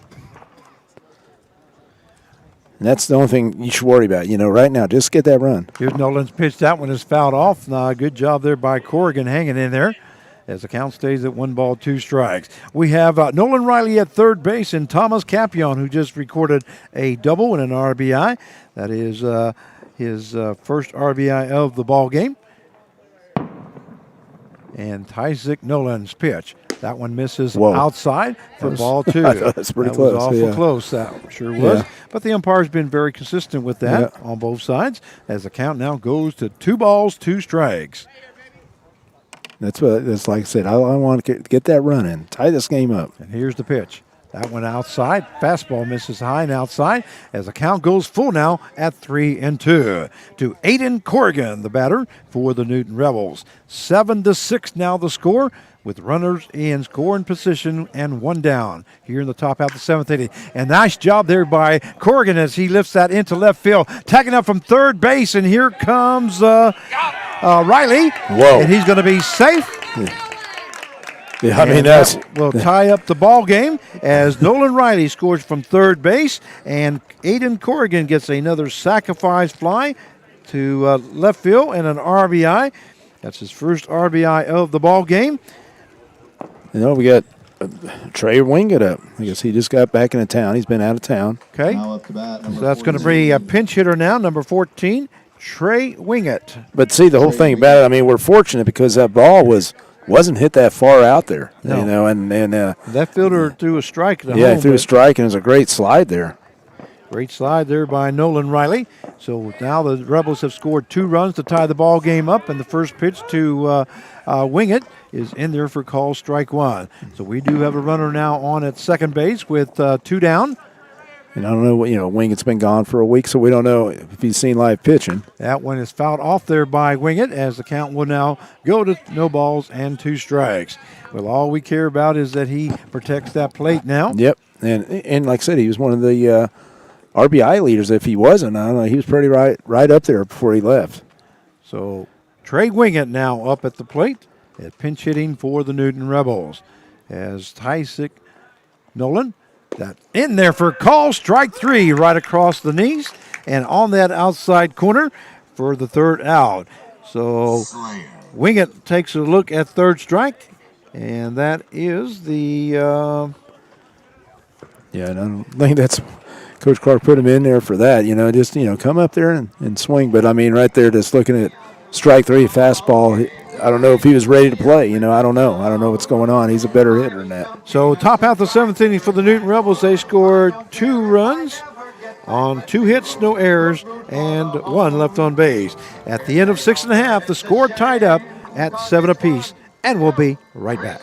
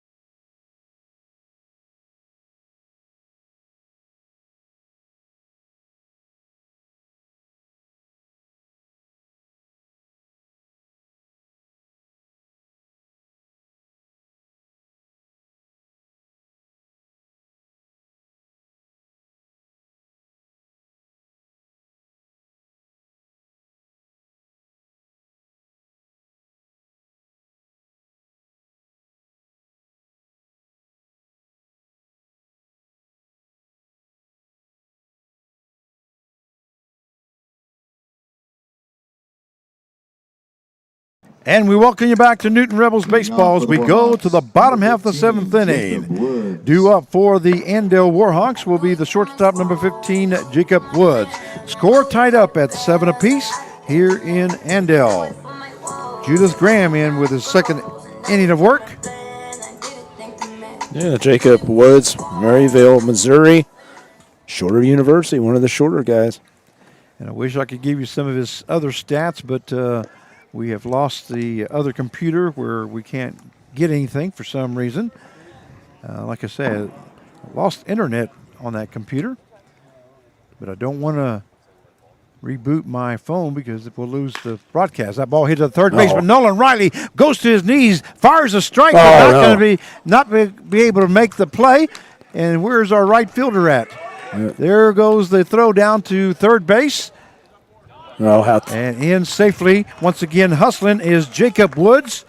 Now up to bat, number 34. What a great play there by Nolan Riley as that one was hit hard down the line, and he was able to backhand that and went down to his knees to get it. But when he threw the ball to first base, I believe that was going to be a base hit and an error. Yeah, I'm not sure. They actually gave him an error. They gave him an error, okay. Well. But, he made a great stop. Just needed to get his feet, right. And then he didn't. He didn't get anything in on the throw. So we'll have a runner on at third base with no outs. And that is an error on the third baseman. That went into the ground. Nice stop there by Zellner as the count goes to 1 ball, no strike. Yeah, with that ball with the hit down the third base line like that, I might have just given a base hit there. Even though he made a good He throw, made a good it throw, was just low. But Well, and you have to give him an error in the throw, though. I mean, yeah, there's got to be an error on that. But I don't think they gave him a hit though. See, because they still got 7 Right. hits, and that's what I have. So the count now goes 2 balls, no strikes now to the batter is the left fielder number 34, Josh Bozoian. and that's what you were talking about the right fielder. And anytime there's a ball hit the third, 5-3, you got to sprint right behind there. You got to be there. Somebody's got to be there.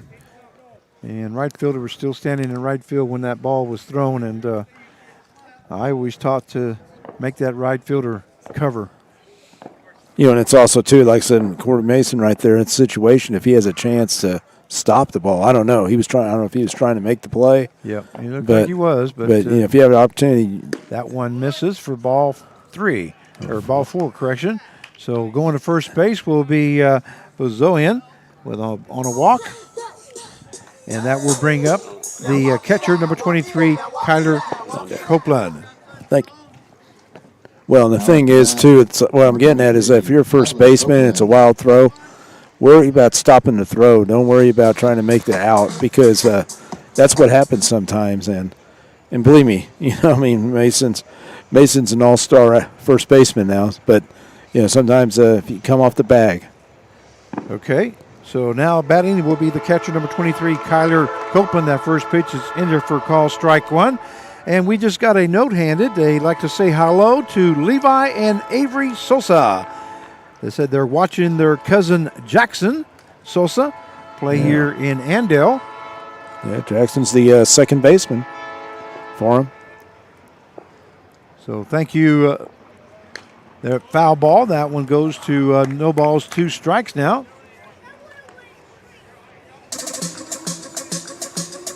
They're the ones that gave me the bug spray, by the way. No, is that it? So Yeah. I want to thank them very much for that. Frank, you're always out there talking to the fans. You got the kids here. I mean, you're wherever we go. Well, hey, this is why we do this. That's right. Count is no balls, 2 strikes, and here's the pitch by Graham.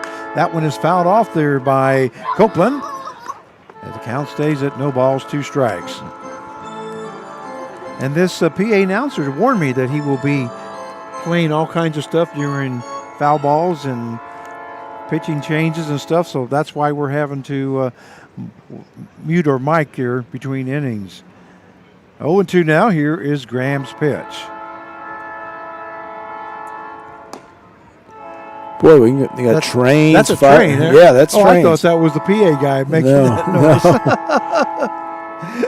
Wow. Well, I got my headset on. Yeah, I was going to say that. All I hear is you and I. Yeah. But I did hear something, and I thought that was him doing something up there. Thought that was kind of strange. That one breaking and misses for ball 2. So 2 balls, no, and 2 strikes now to Kyler Copeland. I mean, and you look right here, and you're looking at Graham, pitching. He's like, boom, right, he's right on, or he's way off. You know what I mean? He needs to just get that consistency going. Here's the pitch by Graham. There. That one is fouled off there by Copeland, and the count stays at 2-2. You know what I mean? I mean, it's like it's just things like when he's pounding the zone, and it's either or the catcher jumping for the ball. Can you read that from Connie Miller? Yeah. Zellner's mama. Mama's birthday is tomorrow. And she's coming to visit him. Now, is that a surprise or not, Connie? We don't know. Yeah, we didn't blow it. Supposed to say that or not? That's right. That one misses for ball 3, so the count is 3-2. Hopefully, he knows that she's coming over there. But great, happy birthday. So Zellner's mom is coming to the Mrs. Zellner. Yeah. We better not say that because he's right there at home plate. He may hear us. Shh. Keep it quiet. Keep it quiet. Here's the pitch to the shortstop, to Brotman. Brotman goes to first. Yeah. Another run scores. And he did his job. He put the ground ball, put the ball in play. So Woods scores from third base, now makes the score 8-7. And we have a 6-3 put out for out number 1. Number 48, if we're not supposed to say something, we'll make sure that we keep it quiet here. We don't want him to know that she's coming.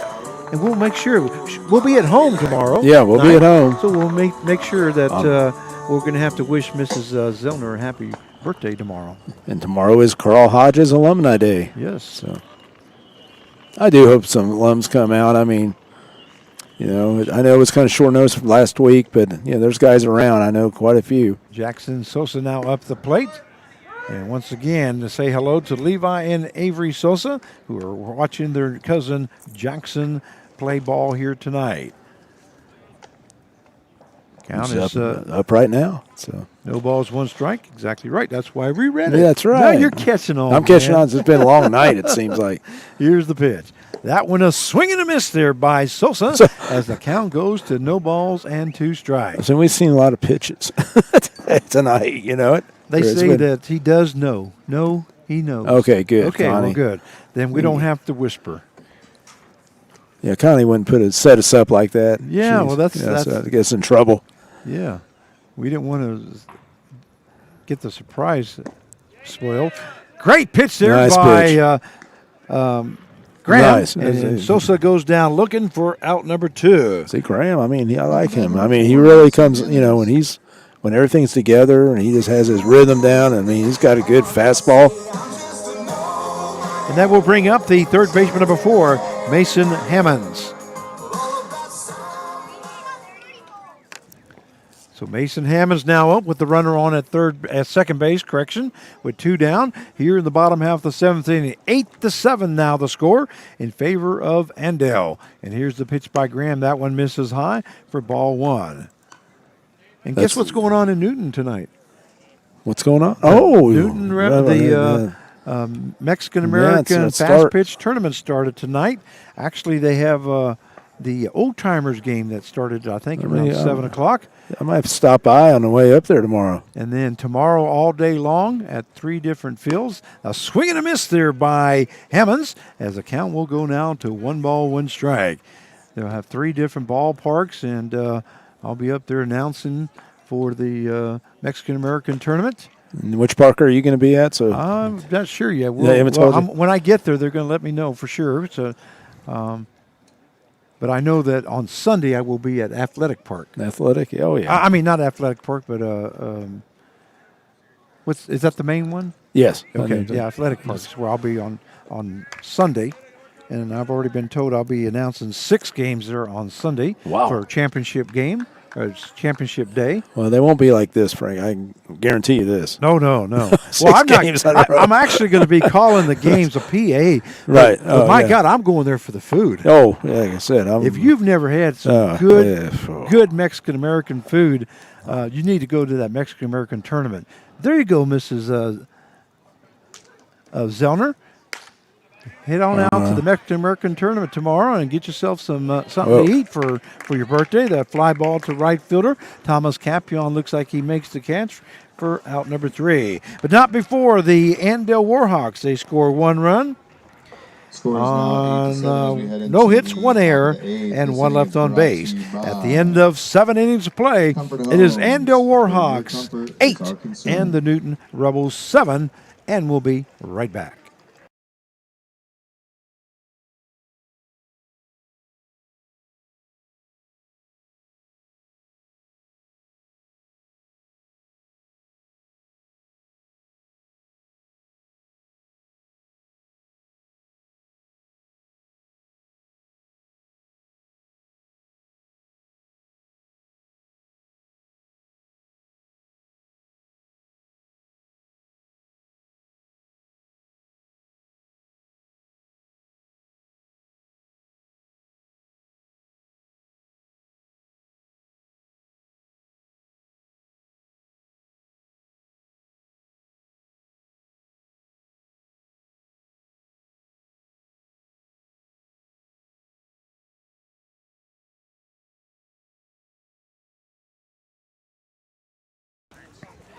And we welcome you back to Newton Rebels Baseball. This is Frank Martinez, your play-by-play announcer, joined along by Mark Cavallo. Let's take a look at Mr. Mark Cavallo right over there, general manager for the Newton Rebels, as we go to the top half of the 8th inning. We'd like to say hi to Stephanie Capion, who says, "Go Rebels." Chiro. Chiro. Chiro. Okay. Churro number 8. Leading That's off, Thomas number Capion 16, she's talking about. Anthony And we're Zellner. ready to get started with the top half of the 8th inning. The Rebels are down 8-7. Due up is the catcher number 16, Anthony Zellner. Zellner lifts that first one over the shortstop's head, and shortstop Whoa, not going to be good. able to get to it. He almost did. He almost made did. great A play. Great effort there by the shortstop, but that's going to be in for a base hit, and that is Zellner's second hit of the ball game and second hit in a row now by the Newton Rebels. Yeah, if you notice right there, the shortstop Woods back step, just drop stepped right there and almost made a great play. What I was saying was that was Zellner's second hit in a row. That's going to bring up the second baseman, number 11, Jaden Hanna. And with being down 1 run here, Hanna is a bunter, so we'll see exactly what Coach Clark does. He does square around a bunt, and he misses that one for call strike 1. So we do have a runner on at first base with no out here in the top half of the 8th inning. Mr. Hanna's going to have to lay this one down. Come on, Mighty Mouse. Yeah, and this, him and I talked before the game. We had a nice little talk about bunting, and he's very confident in bunting. There it is, a great bunt right down the third base side, and there goes the throw to first, and that's going to be in time, but a great sacrifice there by Hanna, and I knew he could do it because I've seen him do it before. Oh, yeah, there's no doubt. So there's some guys that you just can depend on, and and I brought up Mr. Hanna's one of them. And I kind of gave him a suggestion and talked to him and said, when that third baseman's playing almost an outfield grass, do that same thing right there, and you got a base hit. So moving over to second base will be Anthony Zellner, the tying run, and that will bring up the shortstop, number 1, Andrew Brotman. Well, we know Brotman's got some power, but he's just going to have to swing, compact his swing, and let her rip here. He's looking for his second hit of the ballgame. He struck out twice now tonight.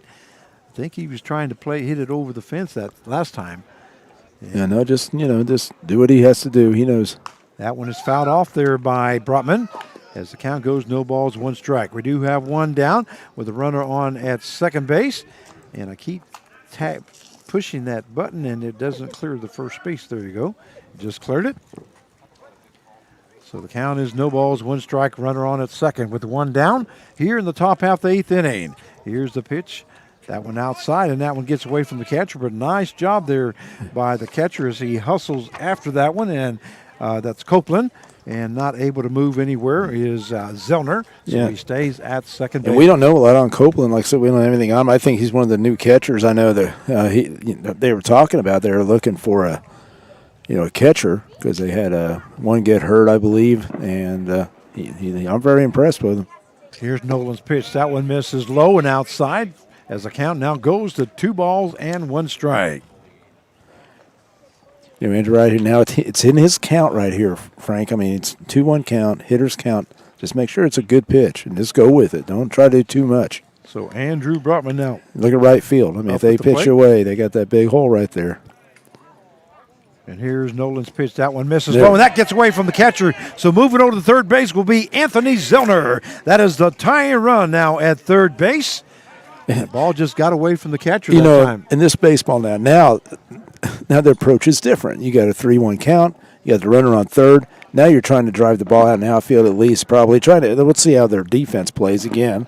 But trying to drive something out there, you get that run in and tie this game. Looks like the left side just in a little bit now. Not the shortstop now backing up, but the third baseman is in around the grass area. See, and like I said, it's just one of those things. When you see the middle going away, you could, heck, you could just do a push bunt probably, There's a ball lifted. That's something we did not want. No. And that was a fly ball into the infield. The shortstop makes the catch for out number 2. No, I mean, that's what I'm saying. It's just one of those things that, Justin Barnes. and I guess guys get impatient or whatever. Now it's up to Mr. Barnes here. So we have 2 down now, and that will bring up the center fielder, number 7, Justin Barnes. Barnes had a home run his first time up. He had a fielder's choice in the third inning and scored a run, flew out to the third baseman, and flew out to the right fielder. So he is one. Excuse me. Yeah, let's see. That one almost hits Barnes as that moves inside. So, was he 1 for 5 or 4, isn't he? 1 for 4, yep. Yeah. I was going to say that, but I had to bug it right in my Yeah, they're all almost over. in my mouth. Yeah, they are all over now. So 1 ball, no strikes now to Justin Barnes with a Anthony Zellner now on at third base. What's the deal? I don't know. Somebody got tossed. Who got tossed? Looks like it's going to be the pitcher there, or the pitching coach. And he's letting the umpire or the umpire. Maybe he's thinking it was a balk. Is that what could be? Yeah, I don't know. He threw him out. I don't know what he said. We can't hear. But Mike Rennerino, he's a guy that's caught. I mean, he's been around for years as a pitching coach and a coach. Yeah. And the outfield umpire, the base umpire, just Mandarino must have said something. And but the thing is that now, whatever it is, he's got to sit out a game. He's got to sit out tomorrow. Well, apparently it must have been a balk that he thought he should have been, because otherwise, why would he be? He wouldn't have been questioning the play at home, the ball, the thrown at home. He would have been arguing with the home plate umpire instead. So that's got to be what it was. The count is 1 ball, no strikes. And we do have a runner on at third base with 2 down now. And once again, Justin Barnes is the batter here in the top half of the 8th inning. 8-7 is the score. A pass ball here would really do us good. A swing and a miss there by Barnes. And that will even up the count now at 1 ball and 1 strike. I would say, the field umpire, he's definitely had some controversy at him today in this game.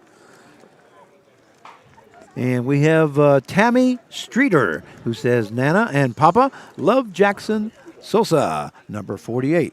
Here's the pitch. That one misses outside as the count now goes to 2 balls and 1 strike. We welcome Tammy Streeter, that is. We thank you very much for your comment. And you're a Warhawk fan, and we welcome you. We always love to have other opposing fans. I thought he was going to call in on us. Yeah, I thought he was going to call that right there, Frank. It's a little inside fastball, but he held up his hand and didn't call it. As the count goes down to 3 balls, 1 strike here now to Justin Barnes. And Tyzik Nolan now trying to get out of this inning. As there is the tying run at third base. And here's the pitch by Nolan. That ball lifted into right center field. The center fielder backing up. Looks like he's going to make the catch out in right field for out number 3. So good hit there by Justin Barnes, just not deep enough or not in a safe place. So for the Newton Rebels, they score no runs on 1 hit, no errors, and 1 left on base. At the end of 7.5, it is the Andale Warhawks 8 and the Newton Rebels 7. And we'll be right back.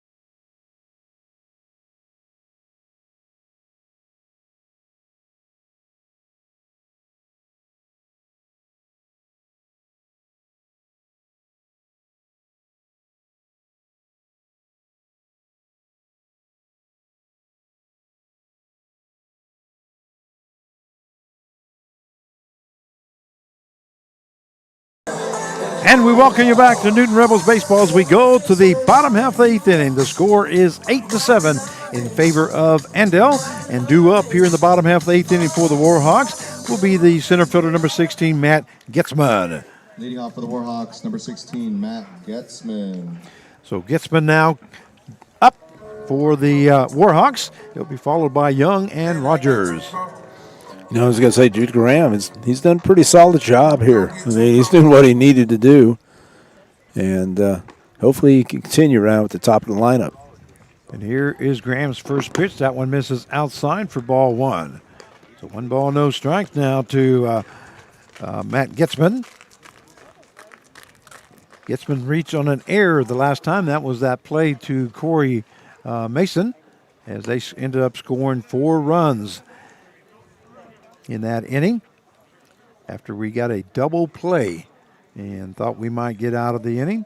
That would have been the third out on that drop ball. That's what the umpire said anyway. Right. We thought it was a catch and a release to roll the ball. Does that hit him or not? No. Nope. So the count will go 3 balls and no strikes then. Now to Matt Getzman.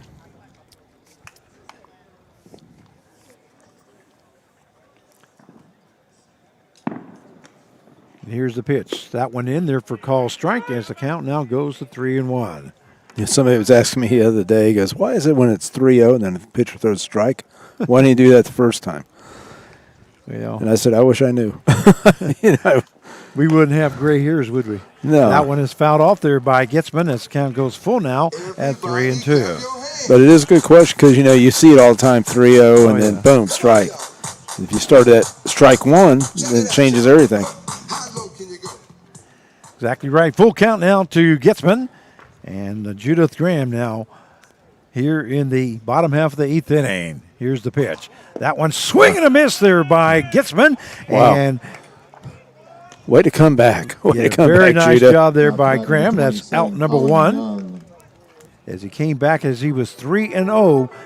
And he comes back and strikes out Getzman. That will bring up the right fielder, number 27, Colin Young. You know, Graham has some, you know, electric stuff. I mean, you know, just make sure, you know, because nobody's hitting him real hard or anything. Just here's the pitch. That one misses inside for ball 1. So the count is 1 ball, no strike now to Colin Young. Young got a base hit his last time up and scored a run. On a base hit there by Rogers, who had 2 RBIs. That ball caught out in the center field by Barnes. So out number 2 now. F8 if you're scoring at home for the second out. And that will bring up the first baseman, number 18, Gavin Rogers. Rogers had that base hit that scored Getzman and Young in the 6th inning. So he had 2 RBIs here for the ball game, as he is 1 for 3 here tonight with those 2 RBIs. Hey, by the way, that reminds me, we need to pick our player of the game here tonight. Oh, yeah. That pitch there by Graham misses outside for ball 1. That's right. We've been been into the game so much. Oh, that one fouled off. Boy, that's a good thing I didn't have my camera up there on the netting area. I was going to put it up there, but then I thought, no, you know what? If a foul ball hits the net, our camera's going to be all messed up, and we're going to have to readjust it. So that's why we have the angle that we have now. Yeah, from the offense. Nolan Riley's the one I was thinking. Yeah, in the offensive side, that one fouled off there by Rogers. Riley is 3 for 4. He's got a double, a home run, and a single. And oh man! Did you see that? Yeah. Sorry about that, fans. I blew that one blew right into the mic, but I had a bug just strikeout right though. in my mouth. We got a strikeout. We do have a strikeout there by Graham. Good job by Graham. My goodness, I about flies. swallowed that Pretty, whole. people realize it's out here in the country. I don't know. Mosquitoes are. Well, I saw it coming, and I tried blowing it away and about swallowed it. Bottom half of the 8th inning for the Andale Warhawks. They scored no runs on no hits, no errors, and nobody left on base. At the end of 8 innings play, it is the Warhawks 8 and the Newton Rebels 7. And we'll be right back.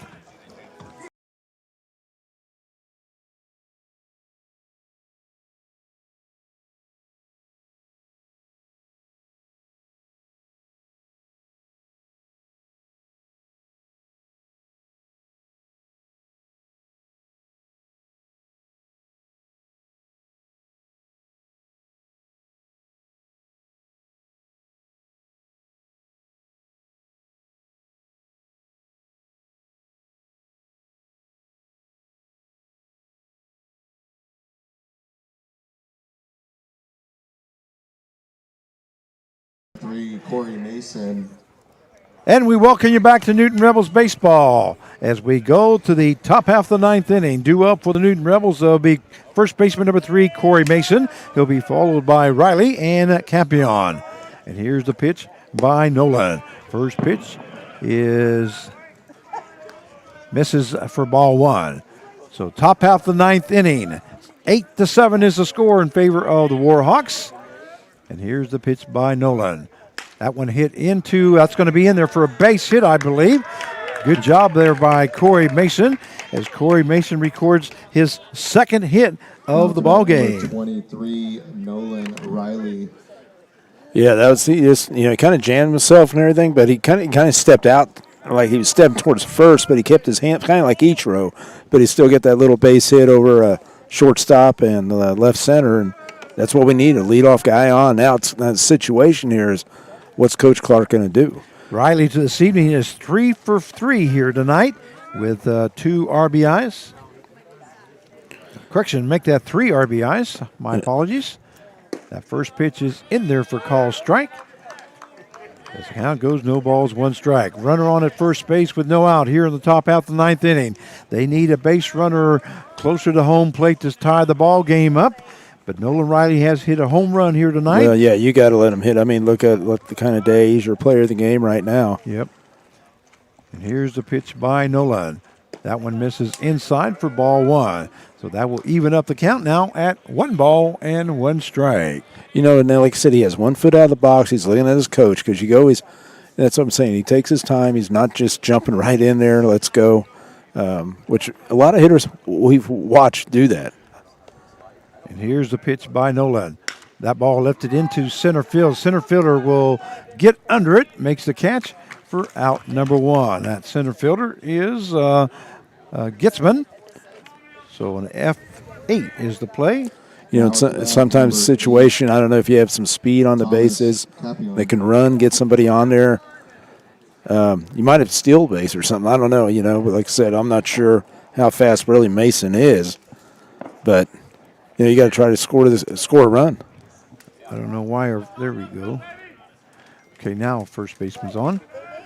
That's going to bring up the right fielder, number 8, Thomas Campion. That ball hits at the third baseman. Third baseman. It may be a double play here, and it is a 5-4-3. 5-4-3 double play. So that is the ball game. A 5-4-3 to end the ball game.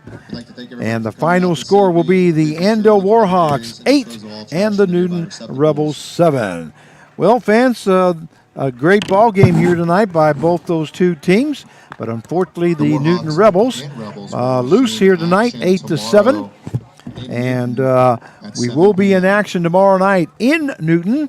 And we will be in the press box, so no bugs will be bothering us tomorrow. And we'd like to thank you all very much for tuning in. We do have our player of the game that's going to be coming in to talk to us, and that's going to be number 23, Nolan Riley, third baseman for the Newton Rebels, as he was 3 for 4 here tonight with 3 RBIs and a home run, a double, a single, and a home run. And so he will be our player of the game here this evening. So he'll be coming up here shortly.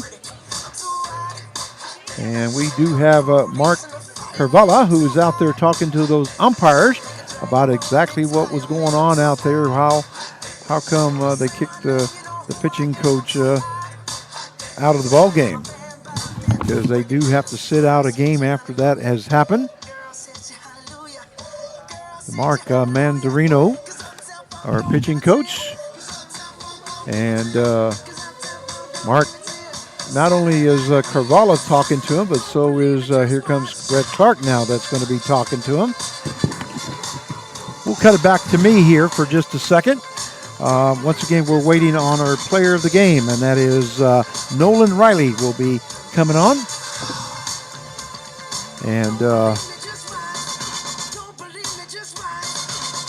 I'd like to remind you that the Newton Rebels will be in action tomorrow evening against the same Warhawks. And then we'll be taking a break for the 4th of July. will be not playing ball from the 4th through the 7th, but we do have the All-Star game on the 5th, and our All-Star will be Andrew Brotman, Corey Mason, Nolan Riley, and Zach Gillick, who started the ball game here tonight. That will be our All-Stars on the field, and I will be their PA announcer for the All-Star game. We'll have a home run hitting competition at 6 o'clock, and Andrew Brotman will be the Rebels, representing the Newton Rebels. And then the game will start at 7 o'clock for the All-Star game. Once again, that game will be on the air on the YouTube, but it will not be carried by the Newton Rebels. It will be carried by the Sunflower Collegiate League. So you need to go to YouTube and punch in Sunflower Collegiate League for that All-Star game.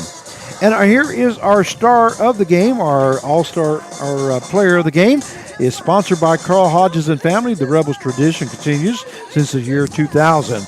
And our player of the game is number 23, Nolan Riley. Riley, congratulations on being the player of the game. Also, congratulations for being an All-Star.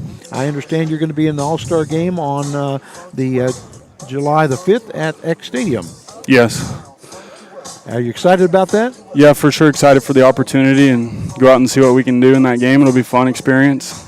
Yeah, getting a chance to play with all the All-Stars of the league, I'm sure is going to be a lot of fun. We have 4 of them all together: Andrew Brotman, Corey Mason, Nolan Riley, and then, of course, Zach Gillick, who Gillick ended up tonight with 45 strikeouts for the season so far. So he's going to be really representing the Newton Rebels well. And then you with your batting average, and then like tonight, you were 3 for 4 here tonight. You had a double in the 3rd inning with an RBI. And then you had a home run with the 2 RBIs in the 3rd. And then you had a single in the 7th inning. And so you ended up with a total of 3 RBIs. And, of course, that last fly out to center field for going 3 for 4. So congratulations for being the player of the game. This is what we normally do. You know, it would have been nice to get the victory here tonight, to get the second half kind of started in the right direction, or getting July started in the right direction. But you guys battled, right? You know, and that's something that we didn't get a chance to do actually in the first couple weeks of June. You know, our pitching just didn't come through. Zach Gillick started the game, and he normally doesn't start. He normally is our closer. And so they asked Gillick to come in, but you guys responded by giving him some runs, and he didn't quite have his stuff here tonight, but he did have, you know, a good outing because he had a lot of strikeouts. So, but what I was wanting to ask you is who your parents are. Darren and Renissa Riley. Okay, and then who your siblings are. I have a little sister, Camry. Okay, and then also what college you go to. The University of Arkansas, Fort Smith. Okay, and then the 4th question that we ask you is we ask all the players, and that is who your favorite player is. Currently playing be DJ LeMahieu. And then how about all time? You got one of those? Derek Jeter for sure. Okay, Derek Jeter. And then the last question is that we ask everybody, and that is if you had 5 minutes to spend with somebody, who would that be? It'd be Derek Jeter. Derek Jeter. And that's just to get some insight? Yeah, and just see how he goes about everything in his career and what he's doing now. It's pretty impressive. Pretty impressive, Derek Jeter. So, and before you do get off, once again, we congratulate you on the great evening that you had tonight with the plate. And not only that, but you made some great plays at third base. You know, not only this game, but the last game. I remember you dove for one. You got a double play as you dove for one down the line and then threw the runner out. And so you've really been doing a great job for us here for the Newton Rebels, and we appreciate your hard effort. Yep. No, every day I come out and just try to do what I can do and go from there. So Nolan Riley is our player of the game. And before you do take off, would there anybody special else that you would like to say hi to or say thanks for following your career? Yeah, just anybody who's still watching, thanks for being tuned in. Hope to bring some wins soon. Okay. There you go, Mr. Nolan Riley, our player of the game, as he went 3 for 4 here tonight with 3 RBIs, a single, a double, and a home run. And congratulations once again. Our player of the game sponsor is Carl Hodges and Family, and the Rebels tradition continues since the year 2000. Don't forget, it's Carl Hodges Day tomorrow. and all ex-players and host families, all we ask you to come out. We'll be in Newton tomorrow evening at 7 o'clock. We'll get on the air about 6:45, and we hope to see you then. This is Frank Martinez, the voice for the Newton Rebels. Wish you a good evening. The Rebels lose tonight 8-7 in a close one, but we'll see you tomorrow night. You've been watching Newton Rebels baseball.